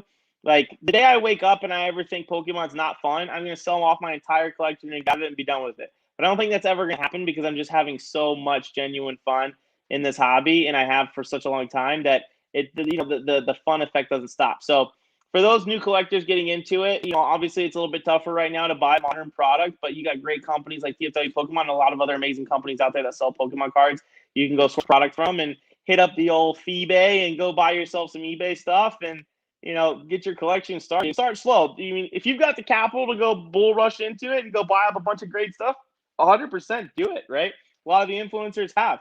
If you don't, and start small. I mean, every collection starts somewhere. So you don't have to have a ton of money to be a Pokemon collector, that's for sure. I absolutely agree with that. Buy what you like is always the best advice. But I don't think, people that are coming here who think, oh, I can make money doing Pokemon. One, I think they're in it for the wrong reason because you're not really buying what you like, right? That's what I firmly believe. So it's really hard. And there's lots of people out there that says, oh, Pokemon investing and all that is easy. And I disagree. I think it's actually pretty tough. Right, I do, because you need to know what card people want. You need to know the organic demand of it. You need to understand the card, why people like the card, and it's hard. And of course, you got to have a financial backing to it, as in, a lot of YouTubers out there or just people saying just finance this, buy low, sell high. But a lot of people buy high and try to sell it higher, but it doesn't work like that. No, it doesn't work like that. It's simple. I mean, everybody says buy low, sell high, and that's the formula. I mean, there's really nothing special to that. You just have to understand what buying low and selling high truly means, and not overpaying for product. And when it comes to sourcing product, exactly. It's not easy. It's. I mean, a lot of people jumped in 2020 and did it, and hey, man, they made it great. They did great. I mean, they went and bought out retail stores. But see, here's the thing: if you're buying something at retail and then selling it for third-party market after that, your margins aren't there, right? So that's why that's why I do vintage, and that's why I've always loved vintage, is because I know my margins, I know my capital that I have, and I don't ever go, I don't overspend on things, and you have to know when to walk away and say no. You can't just go, you can't risk it for the biscuit, always trying to buy something and then you lose your butt on it. I mean, you gotta definitely, you gotta know your margins. Exactly, and that's where a lot of people are going to end up losing in Pokemon. They're buying high and try to sell it for higher. And I always tell people, and I warn a lot of people here, I said, you know what? The people that are making the most in Pokemon, they are not going to spend the money that you're spending now. They know they know their margins, right? They know if Right. you're not going to sell it, someone else will, and that's where they lose the most money. I absolutely agree with it. I do have a question to ask you. If that's okay, if you can't answer, Yeah. because there's a lot of business questions, and I understand business. Hmm. Let's just say if someone wants to start doing a Pokemon business and there Yep. is a binder collection out there, when you say buy low, do you want to give us percentage? Because my local card shop, how his business model is 50% cashed, 60% store credit, and then he gets the margin and he goes and he resells it. That's how Right. he gets the profit margin. How do you recommend? What do you recommend if someone wants to do that? As Yeah, in, there's a certain okay. percentage in our heads, and I'm not going to say what that is. Because that's for the community to find out. But there's a certain percentage out there that you got to have in your head where you never spend over that percentage. And if I don't get a collection of vintage, and we're talking vintage, I don't get a vintage collection for what I think that percentage is for comparables for comps of the market, and I walk away from the deal. I've done that 100 times over, in person, online. If I'm not getting my percentage of off of retail what I think I need to get, then I'm going to walk away from that deal every time. And that's up for that's a very gray area because people with different amounts of capital, people with different there's a lot of variables there that your everyday person jumping into this, it's going to be different for. But for us and for our company, if we don't hit a certain percentage under comps, then we will walk away from the deal. Gotcha. Thank you. That's such a good question. Lord Rush, I don't see myself getting bored maybe when I'm 75. Yeah, I just keep hoarding it. I mean, what's every single day this vintage stuff gets another day older, and who's to say? I mean, maybe in 10, 20 years, this stuff is worth absolutely nothing, but I'm having a great time doing it now, so keep going. Likewise. Have you handled your passion? Oh, how have you handled your passion for Pokemon while making a living of it at the same time? That's true. Were Yeah. there any struggles with that? That is so true. That is so darn true. It's really pretty tough. I mean, how can you even sell something? It's so hard for me. Like, Hmm. it's really, really tough for me to sell. And of course, that's just me. But I Yeah. would like to know this as well. Well, at the end of the day, your livelihood is everything, right? There's a lot of people in the community that don't know this, but I am a father. My child comes absolutely first and foremost in my life, and so my collection and my investing is all for her. And that's the selflessness that you have to have going into it.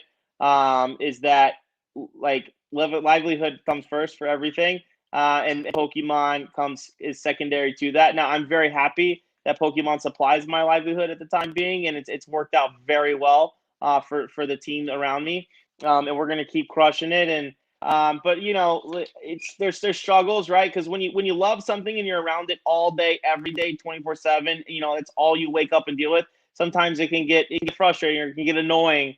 But I mean, who can say that they get to travel to Steve Aoki's house every week and go open up a base set box or something with him? Not everybody in the world can say that. And so I mean, I'm very fortunate to where I'm at and with the guys, DFW and yeah, I mean, I love every single bit of it. It can get frustrating. I mean, don't get me wrong.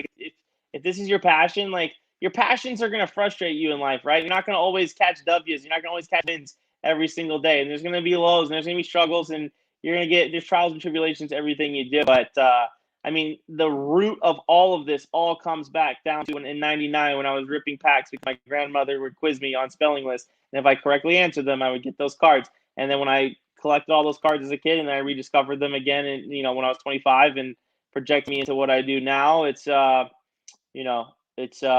pretty awesome.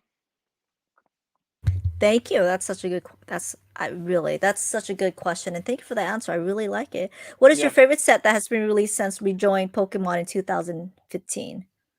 Easily hands down, Hidden Fates. I'm not a modern collector. I'll tell you guys. I mean, there's like a lot of bunch of modern junk on my shelves right now and modern stuff.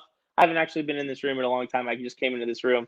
I'm like redesigning it, but yeah, I don't really collect modern. But Hidden Fates, I'll tell you this: when Hidden Fates dropped, I was scouring Targets in the DFW Metroplex and buying every piece of Hidden Fates pin collections and boxes. I opened 850 plus packs in the week release of Hidden Fates. Never pulled a Charizard, and I was like, I hate modern Pokemon cards. I'm never opening packs again, and so now I don't. I don't really. I don't. I think I have a couple. in my slab collection, I have like a few, like very few modern slabs. My collection is all vintage. And you know, Uh-huh. I keep like modern stuff, like I said, like cases of Shining Fates, ETBs, and stuff like that. So you know, Yeah. later on, I can sell it off and invest in something else. But yeah, Hidden Fates for sure. I just think that the Charizard, the SV49 Charizard, that's like this generation's first edition base Charizard. So in 20 years from now, the kids who are freaking out over SV49 Hidden Fates Charizard, that's going to be their first edition base set Zard. So because in 20 years from now, the first edition Charizard is going to be so outrageously expensive if the hobby's still alive that no person is going to be able to regularly afford it. So SV49 will be the big hit. Gotcha. Okay. I'm glad because when I bought a bunch of Hidden Fates pack for like $3, so I'm sitting Nice. about 300 of them in the back here somewhere. I Heck yeah. don't have Diamond Hells. Diamond Hell. I mean Diamond Hands. I do not Diamond Hell. I do not open a lot of things. I'm pretty sure you guys can Good. notice I don't open a Hodl. lot of Hodl it things. up. Hold it all. So it's Hoard funny it. because a lot of people tell me why, and I'm like, well, when you open it, you might get a dud pack, but when you don't open it, those still products, they tend to go up.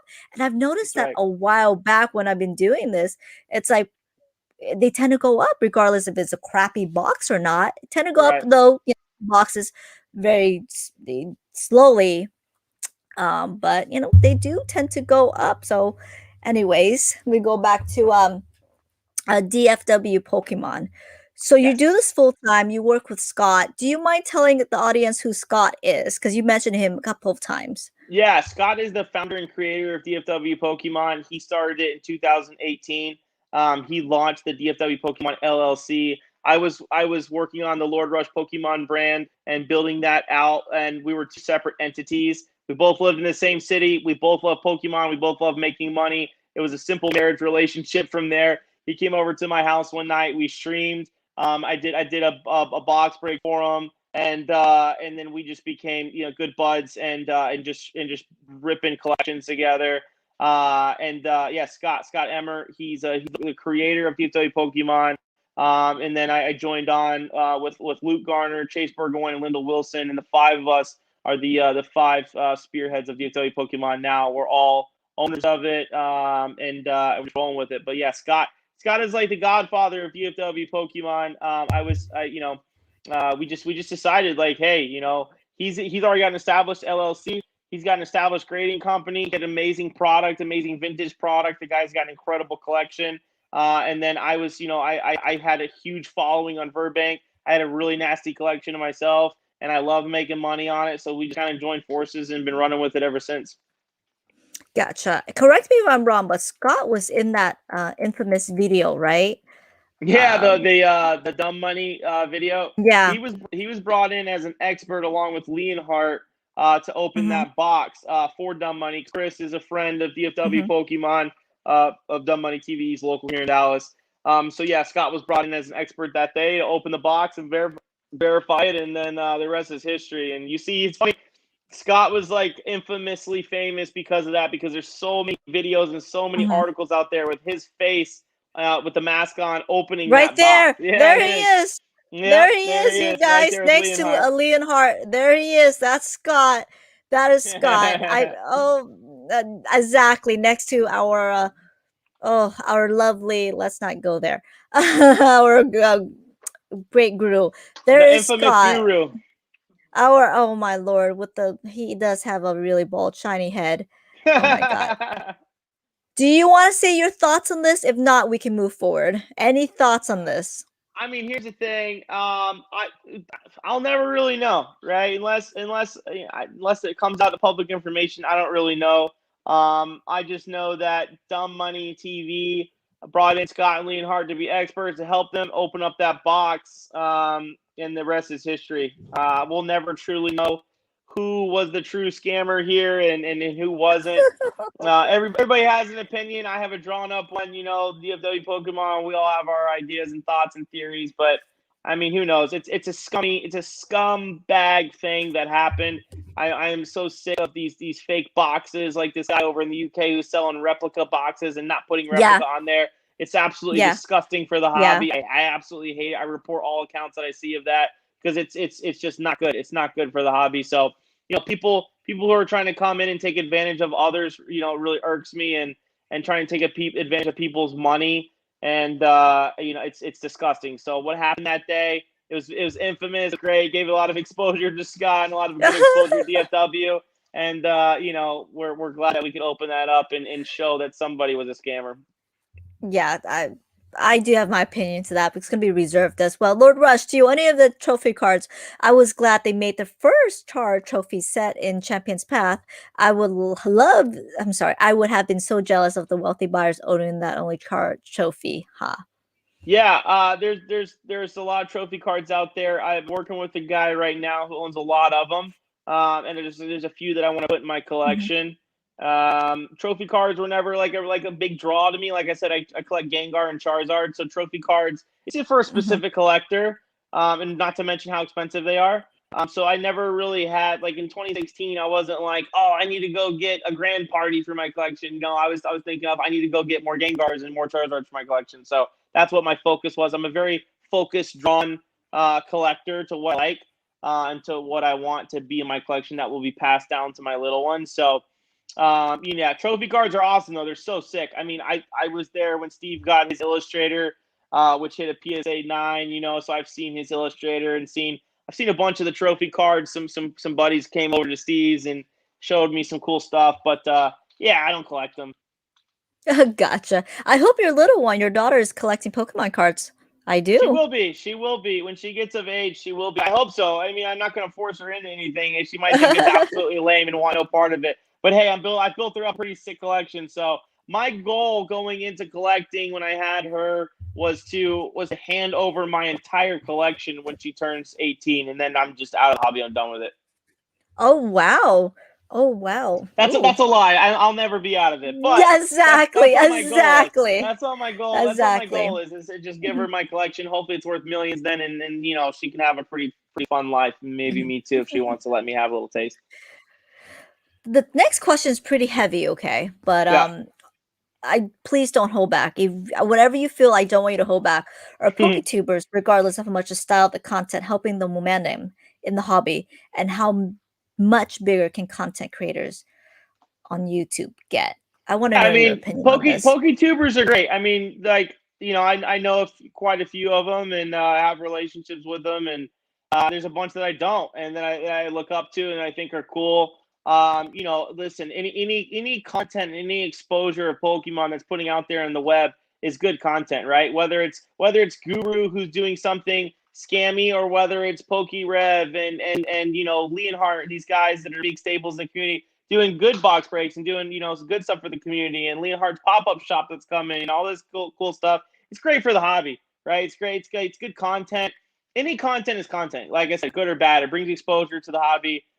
So yeah, I support the PokeTubers. I don't ever want to be one, because it's not for me. But yeah, I think they're great. I think that here's another thing: the YouTubers, the pack openers, they're all going to need vintage packs one day to open. And the guy who's going to be sitting on all the heavies and the ones that they need that they pay is this guy right here in DFW Pokemon. So when all those PokeTubers wells dry up and they need packs open, they can come to us anytime. I do want to ask you a question though, because this topic has been asked a lot in the channel.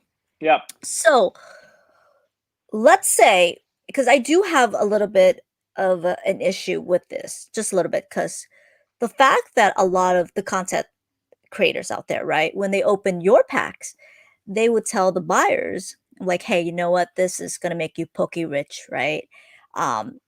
It's a little bit, to me, it's a little bit deceiving, in my opinion, right?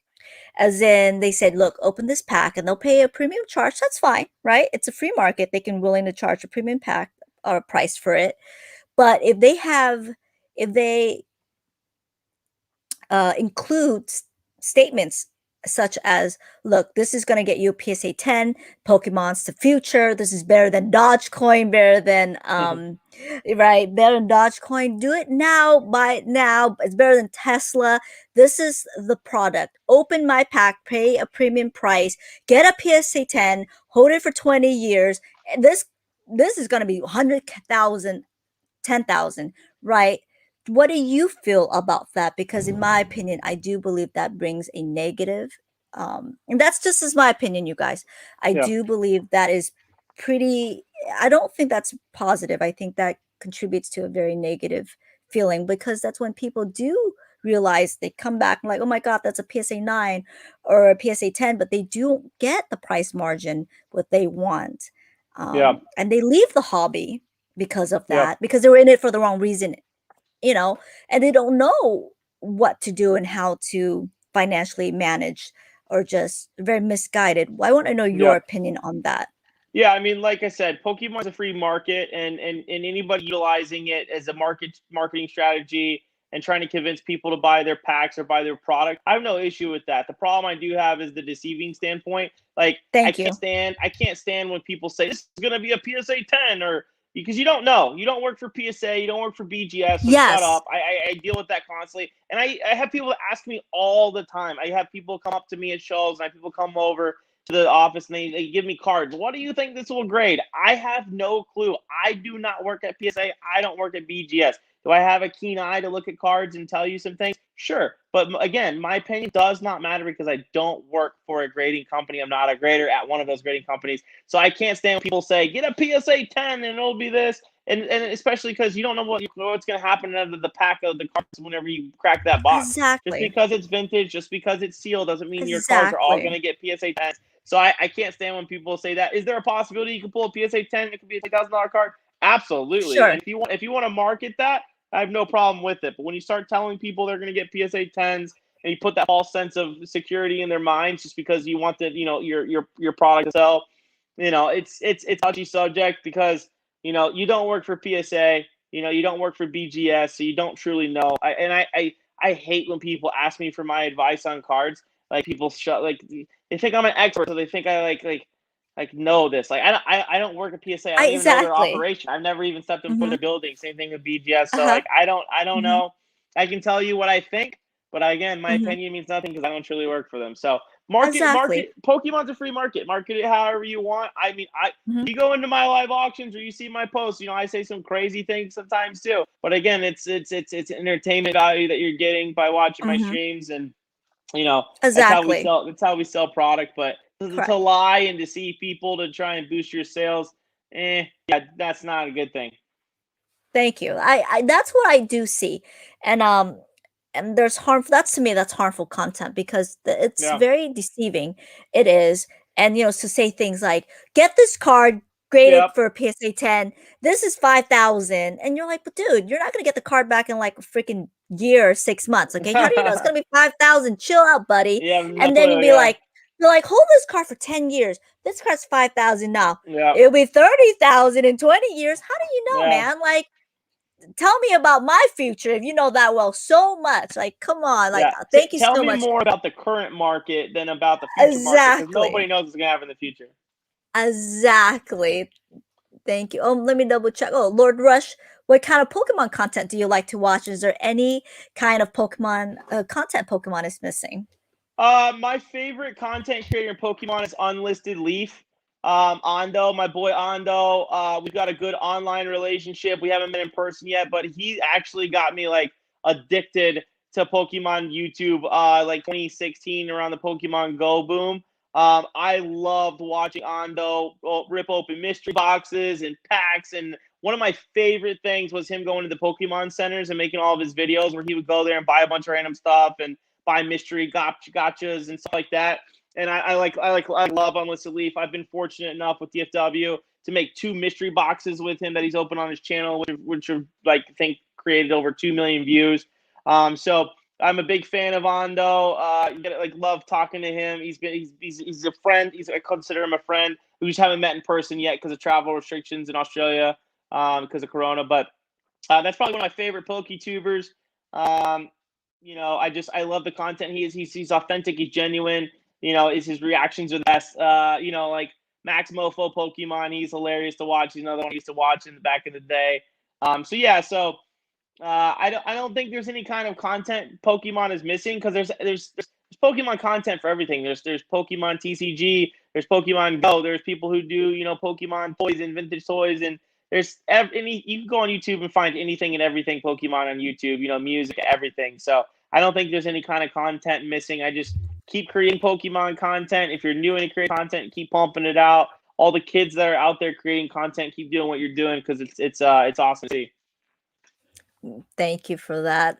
I'm gonna go straight to the comments because I know we are it's 2 hours and Ryan is so busy. I want to make sure we get No, we're everything good. done. And Ryan, thank you Yeah, so keep much the for questions doing it. going. You mentioned Dodge. What do you think about Ellen? And do you think he's serious when he says today he wants to go all in on Dodge? What? Yeah, I'm not. Oh, Listen, I'm no financial guru of any sort. I bought into Dogecoin in 2019 January when it was 0.2 of a cent. I'm very fortunate that I bought enough to make a really nice investment piece out of it. Now, you know, I'm not by any means a crypto NFT stock market guy whatsoever. I just, you know, I did buy into Doge in early, like literally January 2019 when it was 0.2 of a cent. I bought a large sum of it. And now it's, you know, I think Elon Musk is amazing. I support Tesla and the SpaceX program. I mean, the guy's an absolute innovator. He created PayPal, which all of us literally use every day in Pokemon. So without him, you know, a lot of us wouldn't be using that platform. So yeah, I mean, do not take my opinion. Do not go and listen to anything I say when it comes to crypto. I'm yeah, not a crypto likewise. millionaire. I mean, if Uh-huh. Dogecoin hits a certain amount, I will be Dogecoin millionaire, like a lot of other people. So, you know, prayers that happens, I guess. But yeah, it's just yeah, Dogecoin's cool.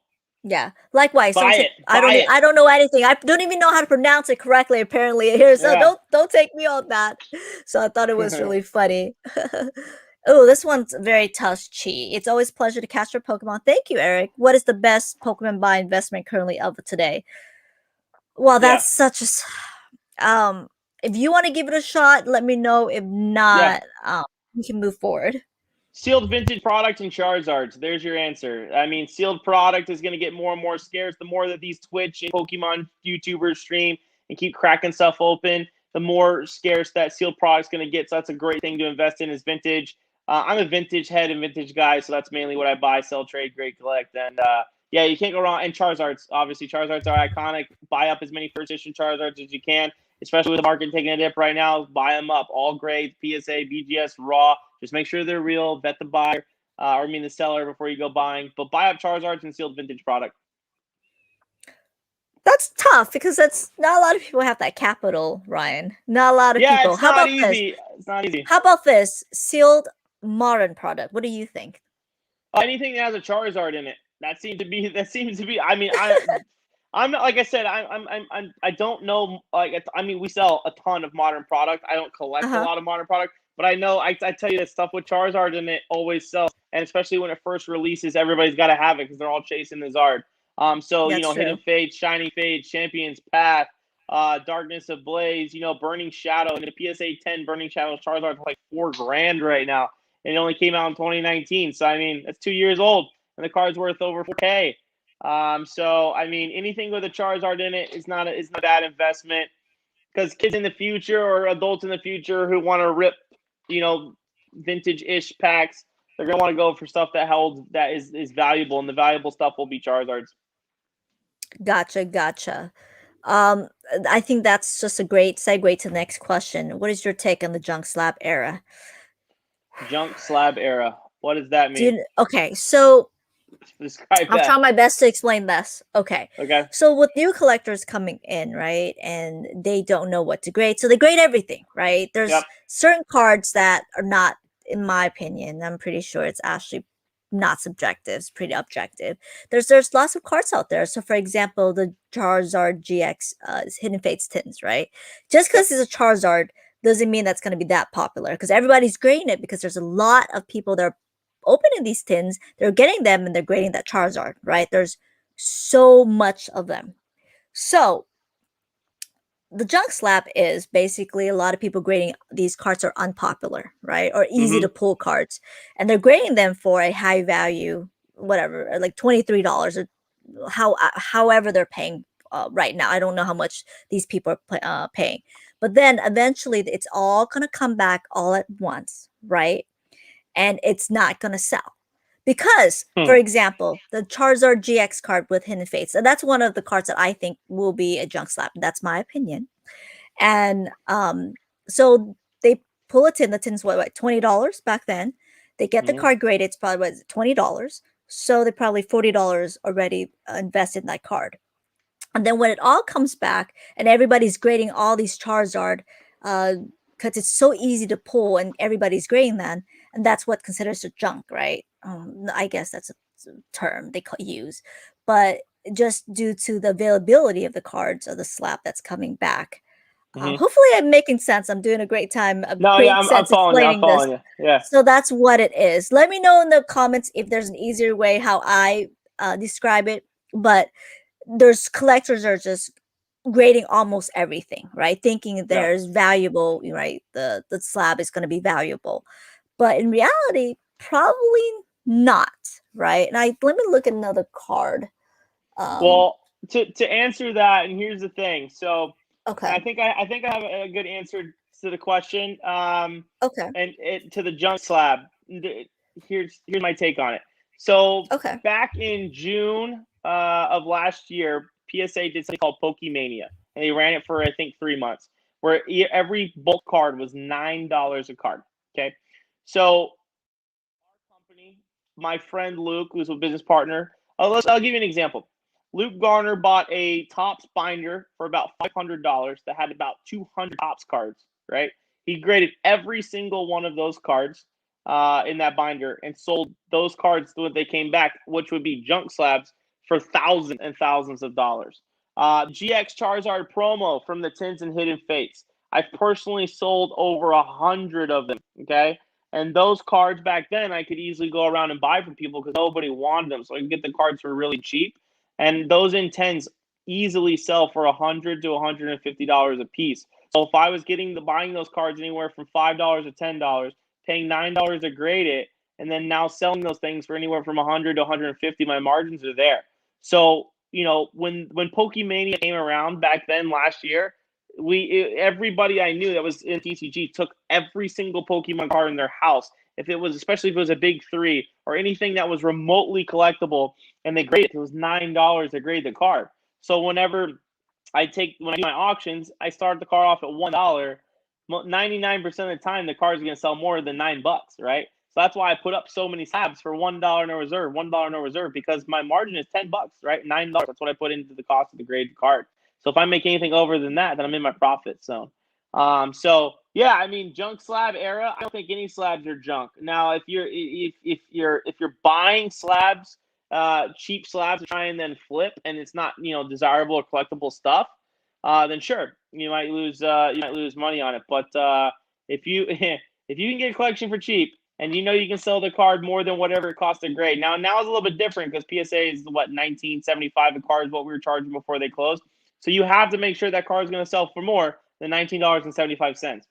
But I mean, I grade a lot of cards, a lot of personal cards, and I make really good margins on them because I just throw it all into a slab and then let it rip from there. If that answers, Gotcha. I hope that answered the question. Gotcha. So I was just a lot of new collectors. They'll be like, for example, I just threw out this card. They'll be like, "Oh, this is a V card. This is an Asor. I can't even pronounce it. Incineroar V." And they'll be like, "Okay, we're gonna grade it." And I think with a lot of new collectors, they don't know. They'll be like, "Okay, that card is an ultra rare. We're gonna grade it." And eventually, when it comes back, now a lot of people will want that card, and that's called the junk slab era. In some ways, let me know in the comments. I'm pretty sure the way I explained it was probably not the best, but I think I got the message forward. So thank you. He always says the same things. Thank you so much. What's your favorite Wizard of the Coast set? My least favorite WotC set? None. Oh, I love them your all. least favorite. There's not a single one I don't like. I love all of WotC. It makes me a lot of money. They're all collectible. I got a lot of collectible cards from every set. There's not a single one I don't like. That's so funny. Wait, what's your favorite then? My absolute favorite? I really like... I'm going to have to go with base set. I mean, base set, that's the era that started all. I know it's a cliche answer. I really like Skyridge. Skyridge is a cool one. Team Rocket I always thought was really cool because I really liked Jesse and James as a kid. I thought they were funny as heck. So yeah, I mean, probably. I mean, got to go with base. But Fossil is also a really is another one that I really like. That was the first appearance in WotC of Gengar. So that's when you had the Fossil Gengar come into play. So Fossil's up there for sure. Gotcha. Where do you get deals on boxes? Oh my goodness. It's because you're just a local celebrity here, so people reach out to you. But that's pretty tough because people reach out to me sometimes, and I'm going, no, Yeah. I'm going to pass because I have it. But I don't run a business like you do. So there's just people just, I mean, eventually the supply is going to dry out, Brian. And I'm being really honest with you with vintage boxes. Yeah. Eventually, I don't know anytime soon because I don't know what you have in stock and what I mean, eventually it's going to dry out soon. So how do you even get these boxes? Because you are competing with people that are willing to Yeah. pay premium prices as well. Well, number one, it comes down to capital, right? It comes down to capital and having a solid investment team behind you, and finance team with your company, or for your individual persons. But for us, I mean, it's a lot of people that find these collections and do the research and realize they're worth a lot of money. They really want to vet whoever they're buying, whoever they're selling to. And we're a vetted company. We're a vetted guys. Scott and I have been in the community in a public way for a long time, and Luke and Lyndall and Chase have been in the community for a long time as well. And Lyndall's been on the sports side of things. Luke's been all over and everything. So I mean, like, we're vetted guys, and then us banded together. The amount of sales and completion of deals that we've done with auction houses and celebrities and stuff has really vetted us. And I wouldn't say that collections fall into our laps now. It does happen. It does happen here and there. And we're very blessed and fortunate that those do happen because there's a lot of competition out there. But yeah, I mean, we're constantly hunting. I mean, if we're not constantly bringing in new inventory and new product, then we're not doing our jobs as a team. So we're always searching for new collections. And I mean, from the basic collection that was found in a neighbor's basement of a few hollow rares to this past weekend we bought a multi-$100,000 collection up north. So yeah, I mean, we're always scouting for the next collection. I lost you on audio. Sorry, I mean, I apologize. Okay, This is I was like, Charizard. yeah. This is Hidden Fates Tin Charizard. This is my opinion, you guys. I do not want. This is my opinion. I think this card is so heavily printed. A lot of people can easily get it, and I know one guy that sent like 100 of these, and that's just only one guy, and he's still waiting. And he, because people think, oh, it's a Charizard, we're gonna set them in, and it's selling for I think 110 from what I was seeing right now on eBay. Yeah, But I made a lot of think money on those. eventually when it comes back, I think it's gonna be very easy to get. Like this is, that's what I think. What are your prediction of when people are finally gonna get their cards back? Yeah, I mean, I don't know. There's a lot of speculation of once PSA starts talking out these bulk orders and the people that are submitting 500 of those things into a bulk order, is the market going to take a dip because they're just going to be easily accessible and they're going to be all over eBay and people are going to be scrambling to cash out and make their money off of whatever they graded quickly before the other people do. But as long as the demand is there, right? A Charizard's a Charizard, right? So I mean, just look at your population reports. If there's only 1,000 PSA 10s in that, I've sold a lot of those cards. Those Charizard GX 10s and Hidden Fates, I've sold a lot of those. I mean, if the population report is 1,000 in PSA 10, it's only still 1,000, right? There's millions of Pokemon heads and collectors out there. So if there's only 1,000 of those things floating around, there's still going to be a demand for them, and they're still going to be in the $100 range. The population goes up, the price drives down typically. And we'll see. I mean, I don't know. I'm not sure. Again, I'm a vintage guy, so all my cards I submit are all vintage cards. I mean, I've hundreds and thousands of cards at PSA, and they're all vintage. So I can't speak too much on modern, but we'll see. So you have 100. Oh, did I just hear you have hundreds of thousands of cards at PSA right now? Hundreds to thousands, not hundreds of thousands. Okay, I was like, what? We do have like 100,000 plus cards at PSA for our customers, but not. There you go. Gotcha. Yeah, junk slapper pretty cards are exactly not heavily in demand and be heavily printed and available. Exactly. Oh, there's Jake, the slap play on era from Sports Card. Okay, just wait until bear market in the collectibles. That's when you know the junk slap is. Exactly. meaning a period where demand was huge. So they printed a lot of products, and then demand are constricted. There was a supply and demand. Exactly. Oh, sorry, you guys. I muted. I muted. Due to the first edition base set seal boxes, they may have been a collectible only for the 1% of the hobby. Where do you see the ceiling for the base set unlimited boxes? Ooh. I mean, there was over 1 million printed, right? We don't know the true numbers, but there was over 1 million Hmm. base set unlimited boxes printed. So that means there's over 1 million Charizards out there in the world. Still, and there's a lot still to be discovered and opened and pulled. The price to do that's gotten expensive to do, but it's going to keep happening. Yeah. So I mean, base set, it's great. I mean, base set packs right now are teetering $600 to $800. It's incredible. A couple years ago, I was selling them. I was hard to sell them at $100. For a base set pack. So to see the inflation of the market rise like it has been incredible.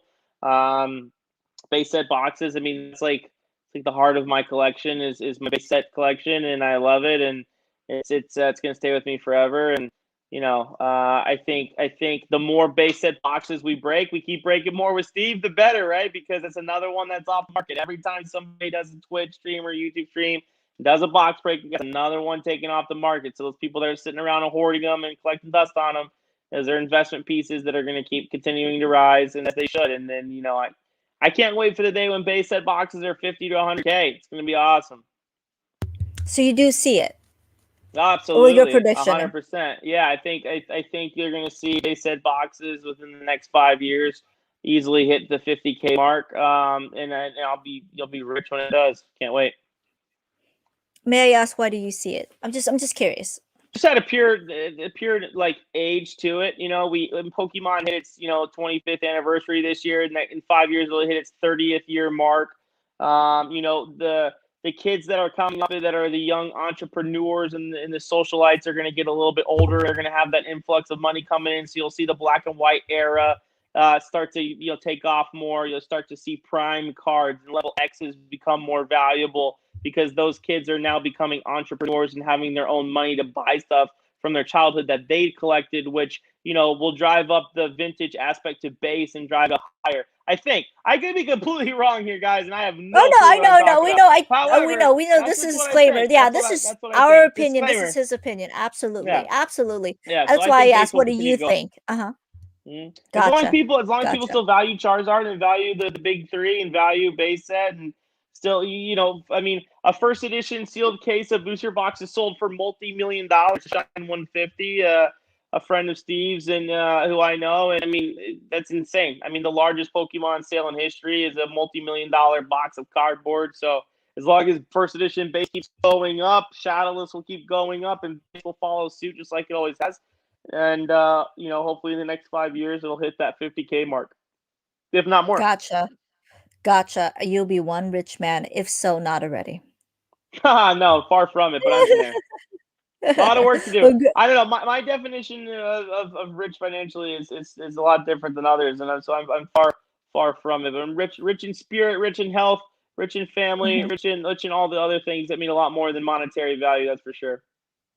Yeah, congratulations on that, Ryan. Congratulations. Thank you. So, I mean, you have a huge sneaker. I don't know what they call people that collect sneakers. I forgot what it's called. They call them like It's a head. sneakerheads. Sneakerheads, right? You have a Yeah. huge sneaker collection as well, too. So, I I mean, dabble. you definitely do. Ron, you are amazing. Just to let you know that. And this, did you ever see this coming by any chance? Because I didn't. I did not see this coming at all.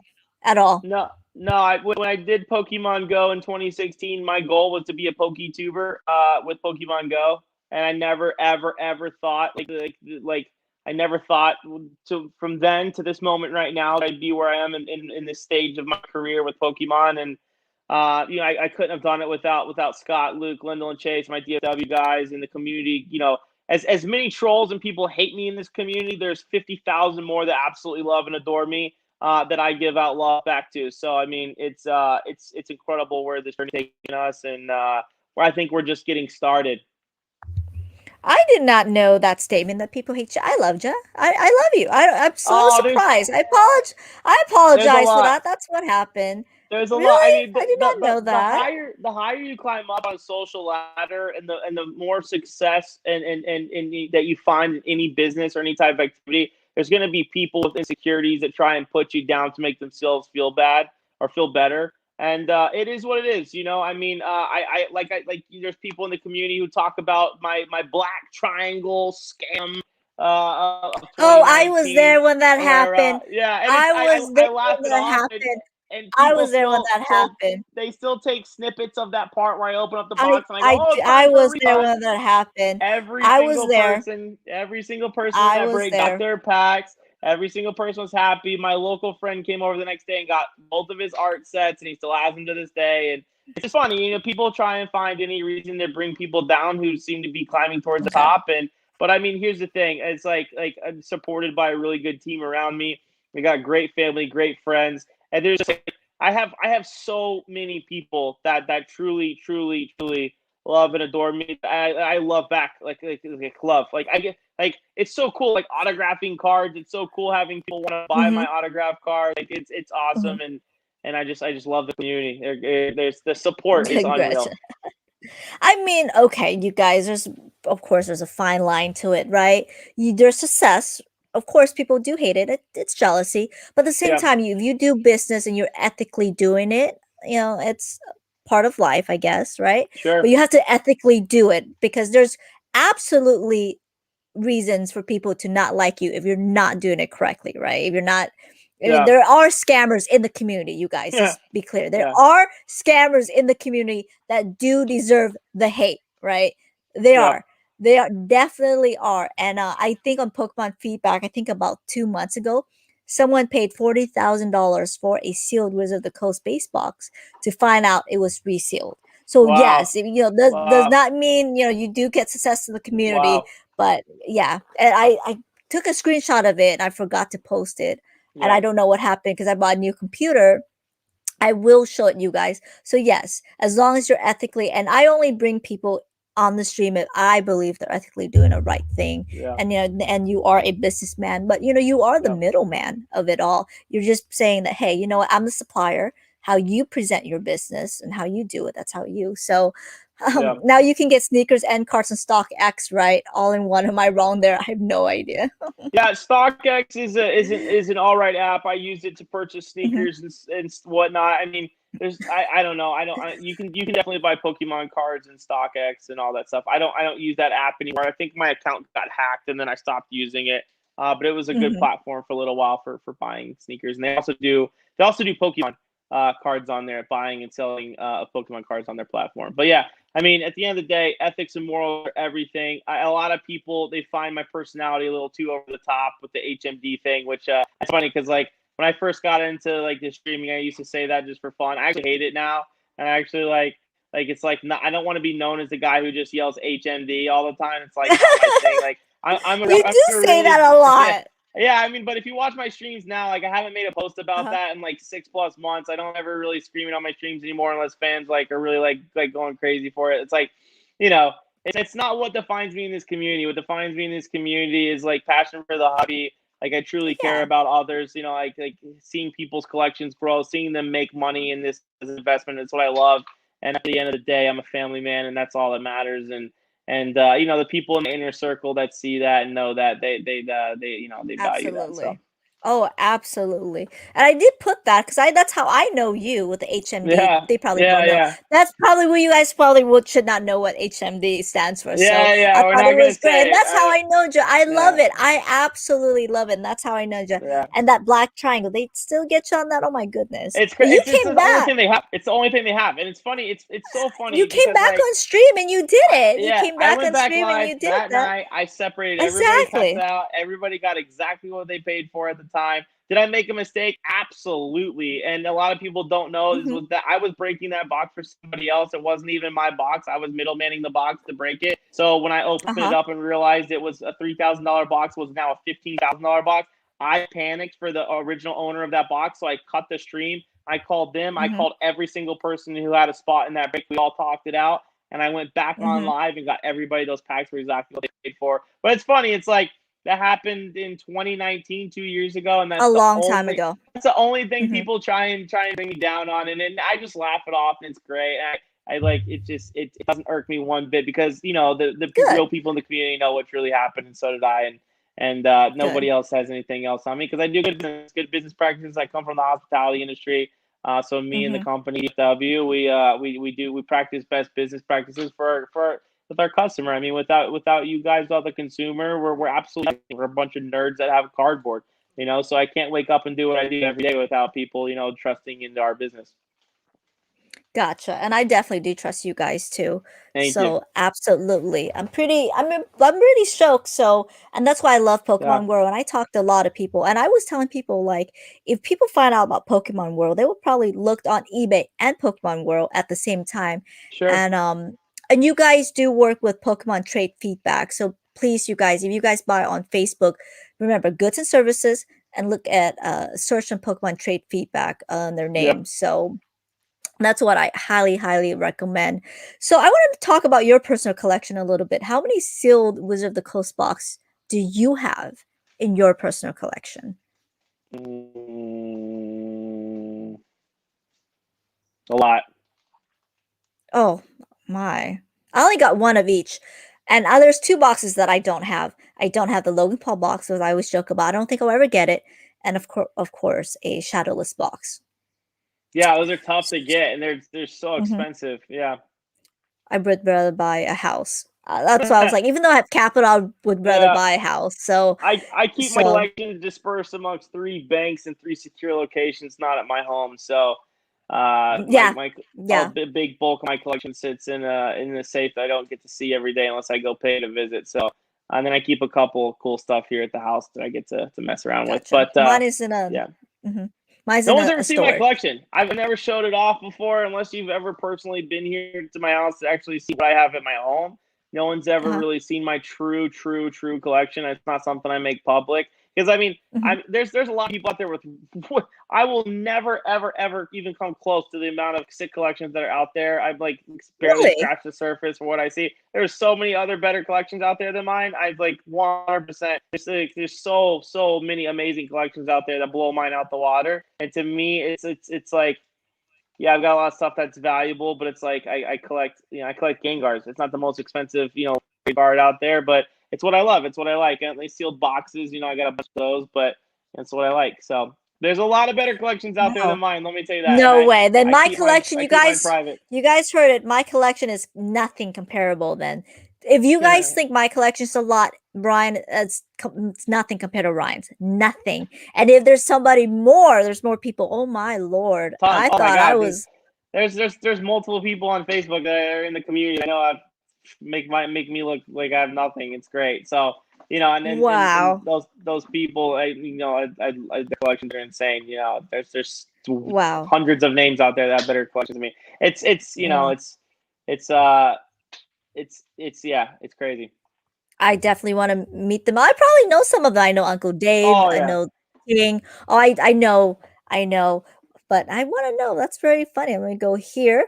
I don't know if this was answered, but I'm sorry, but what do you think about the incident that happened in Pokemon trade feedback a few weeks ago? Sorry, I'm genuinely curious. What happened? I'm a little bit what Which happened one are there? what are they referring to? I'm not too sure. Oh, I think I know what happened.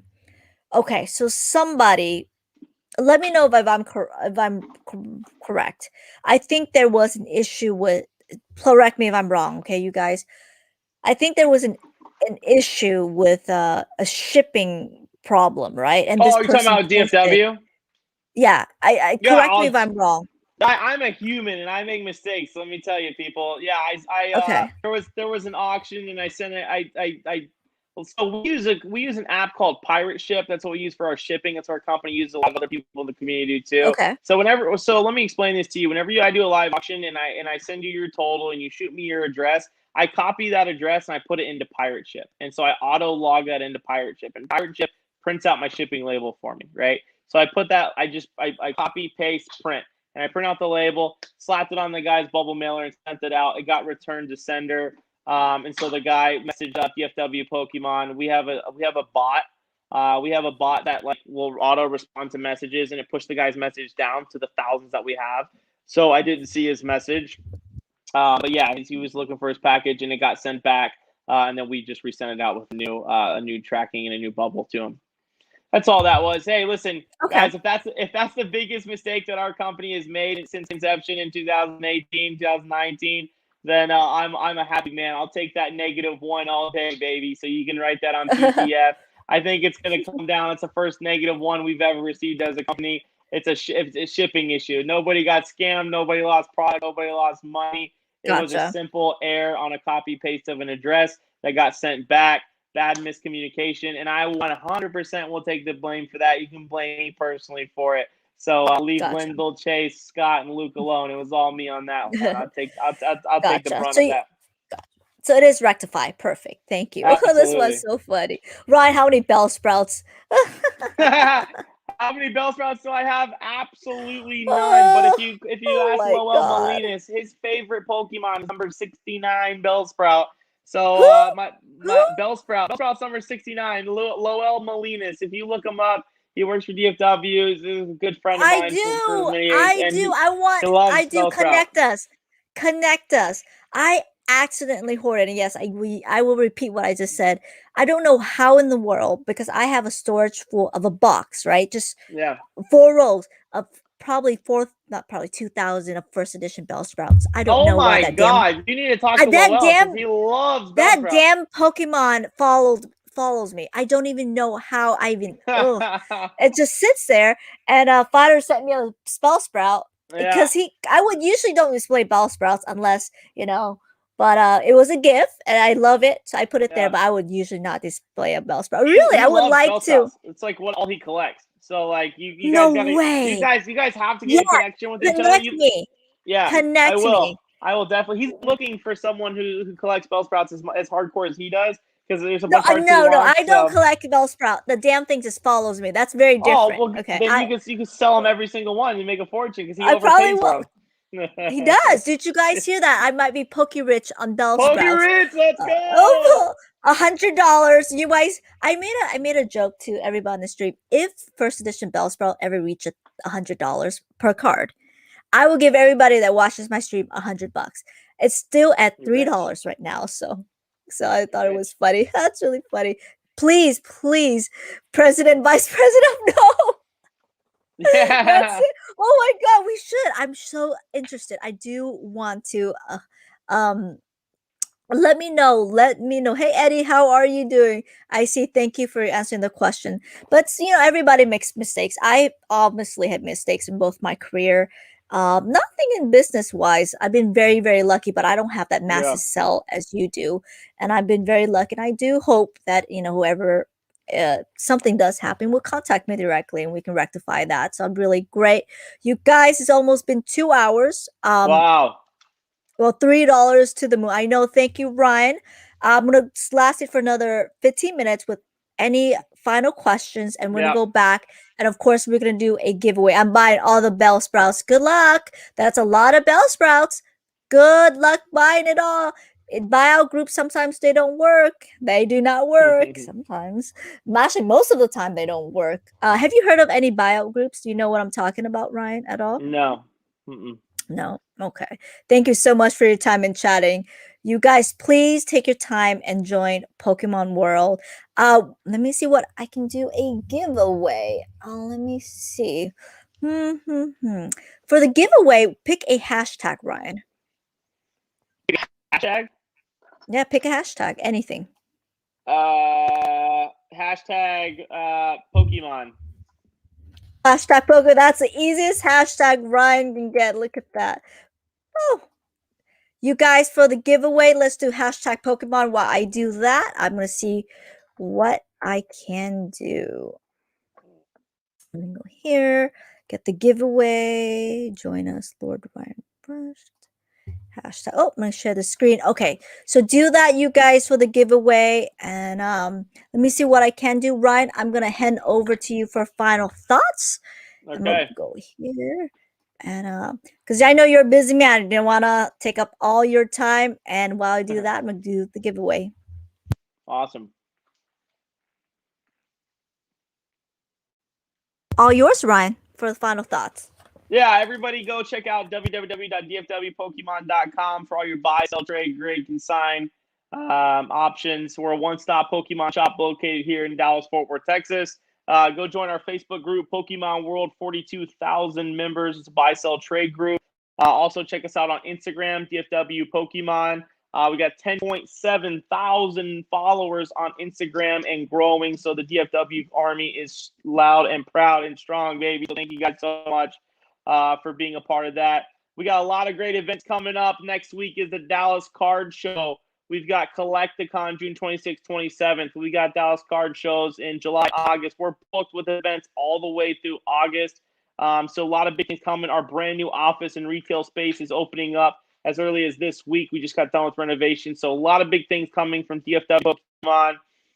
Go like and follow us on our Facebook page and catch up with us for all of our streams. You can see us playing Call of Duty, opening up sports boxes for fun.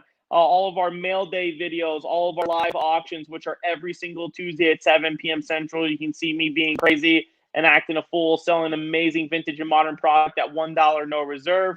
So I'm very blessed and fortunate to be in this community. Thank you guys for all who support me personally and support the DFW Pokemon group and organization. We love Pokemon. We love you guys, and we're going to keep giving you out the best product for the best prices that we possibly can in the near and distant future. And thanks for having me. Thank you, Ryan. I'm going to actually go back, get things going, make sure there is any last minute question. Learn a lot. There you go, Pokemon Learn a Lot. Let me go here. What's the site again? Oh, there you go, you guys, in the bottom. dfwpokemon.com. There you go. That's the, oh, right. All of a sudden there's everybody that pops up. Perfect. Let me go here. So you're definitely going to be at Collecticon, right? I'm excited. Yeah, definitely. Yeah. Yep. I'll be at Collecticon June 26th and 27th. We'll be at the VIP booth right in front of the stage. Perfect. So let me go here. Ryan, we're going to end the stream soon, but I want you to stay back because I do want to ask you a question. Okay. And let me go here. And by the way, when you do the Pokemon consulting, do you do it yourself? Yeah, I've done all of them. I've done every single one so far. Yeah, any of the guys can answer, but I've done them all personally myself so far. Yeah. Gotcha. So let me go here. I think that is not a bad giveaway. At least I think so. I could be wrong. Let me go here. And how's business going so far with the consulting? Is it going okay? Yeah, it's been great. Like I said, about 15 to 20 people have done it. I've had about 5 people that asked if they could do it on a regular basis every 2 weeks, which I had no clue people were even I had no clue people were even going to ask to do that. But I've had like 5 or 6 different individuals who've asked to do repeat business and just to hear more information and more knowledge from me and how to help them with their business and their growing market. So it's been really good. It's been really rewarding. It's been great building connections and networking with people. It's opened up opportunities and doors for us as a group and organization with some other really great people. So, yeah, the consulting business is great. I'm glad we did it. There's a Gengar. Let's go. Exactly. I thought of you, a Gengar and a Mewtwo. Actually, you know what? I take that back. Let's do this. There's that. There you go. There's a Gengar. There you go. Exactly. I thought of Josh, so let's do that. I think that's not a bad giveaway. Let me go there. Okay, you guys. So let me go with the hashtag. So you guys remember, just the hashtag is just hashtag Pokemon to enter. Exactly how Z does it. Just do the comments, and then we are going to. I'm gonna share my screen real quick. Any last minute questions? Let me know, you guys. We got Ryan here. I'm so excited. I think that worked perfect. All right, and hashtag Pokemon. Oh, I almost hit that. And 15 entries. Okay, you guys, there's going to be more people. Remember, hashtag in the comments, hashtag Pokemon, and then we can go there. Hashtag. Make sure to have the hashtag included, hashtag Pokemon, and I'm going to give it maybe another 30 seconds. Get in that giveaway. By the way, cards. what is the event with the Dallas Card Show? What is that?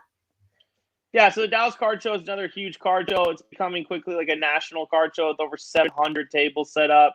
They do it about every 3 to 4 months. We have one next week, so we'll be a vendor out of it next Friday, Saturday, and Sunday.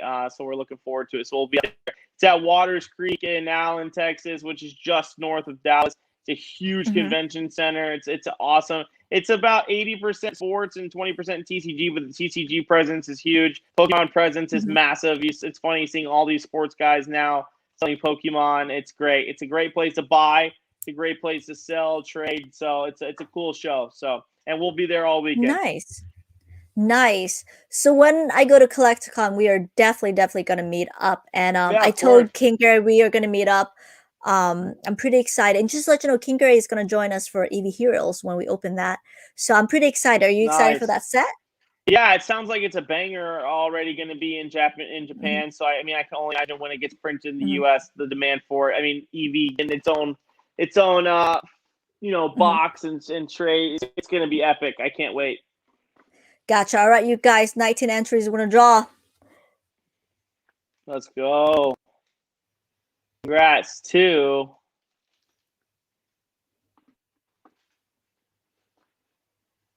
Oh, no way! Again! FNW Collectibles. Oh my goodness, he's won, or she, I apologize. I think this is the third time. That is so nice. Yeah, it's like the third time. Very nice. With the Charizard evolution, so there you go. There you go. Well, I'm positive I have your address and I have shipped it to you before. Did you win did you ever receive it? The last winning? Let me know. Let me know. I'm pretty sure. Let me know if you won. Nice. There you go. All the luck. I know. No way. I know. Again, did you ever receive the last shipment? F and W Collectibles. Let me know. I know he popped up like 5 times. Hacked. I'm like, you are, Hefe. You are. You guys. Brian, thank you so much for being there. Don't leave yet. I want to talk to you. Yeah. Thank you, you guys. I appreciate that. Bye, Pokemon World. If you're watching this later on the stream, hopped up to my YouTube channel. And there's a couple of questions. What trading card game in Texas where people go to experience new trading card games? Oh, this last minute question. Go to Collecticon. You want to go for those events that have a little bit of everything TCG. So you can come on out to Collecticon June 26th, 27th, and all TCGs will be represented there. Perfect. Let me know NW if you ever received. You guys, we're gonna hop up. Thank you guys. And next time we're gonna get somebody that work at Collectibles Universe, so we can know all the details. I'm pretty excited about that. We have Alien Hustle coming up. And I'm so excited. Thank you guys. We're going to get this going. Thank you, Brian, for letting us stream in Pokemon World and getting my channel out there. Thank you so much. You've always been a great friend. And I have a lot of respect for you. Continue with your business. Likewise. You guys, thank you. I will see you guys. We might do a rip and ship tomorrow or Tuesday. I'll see you guys soon, okay? Bye. Peace. Take care.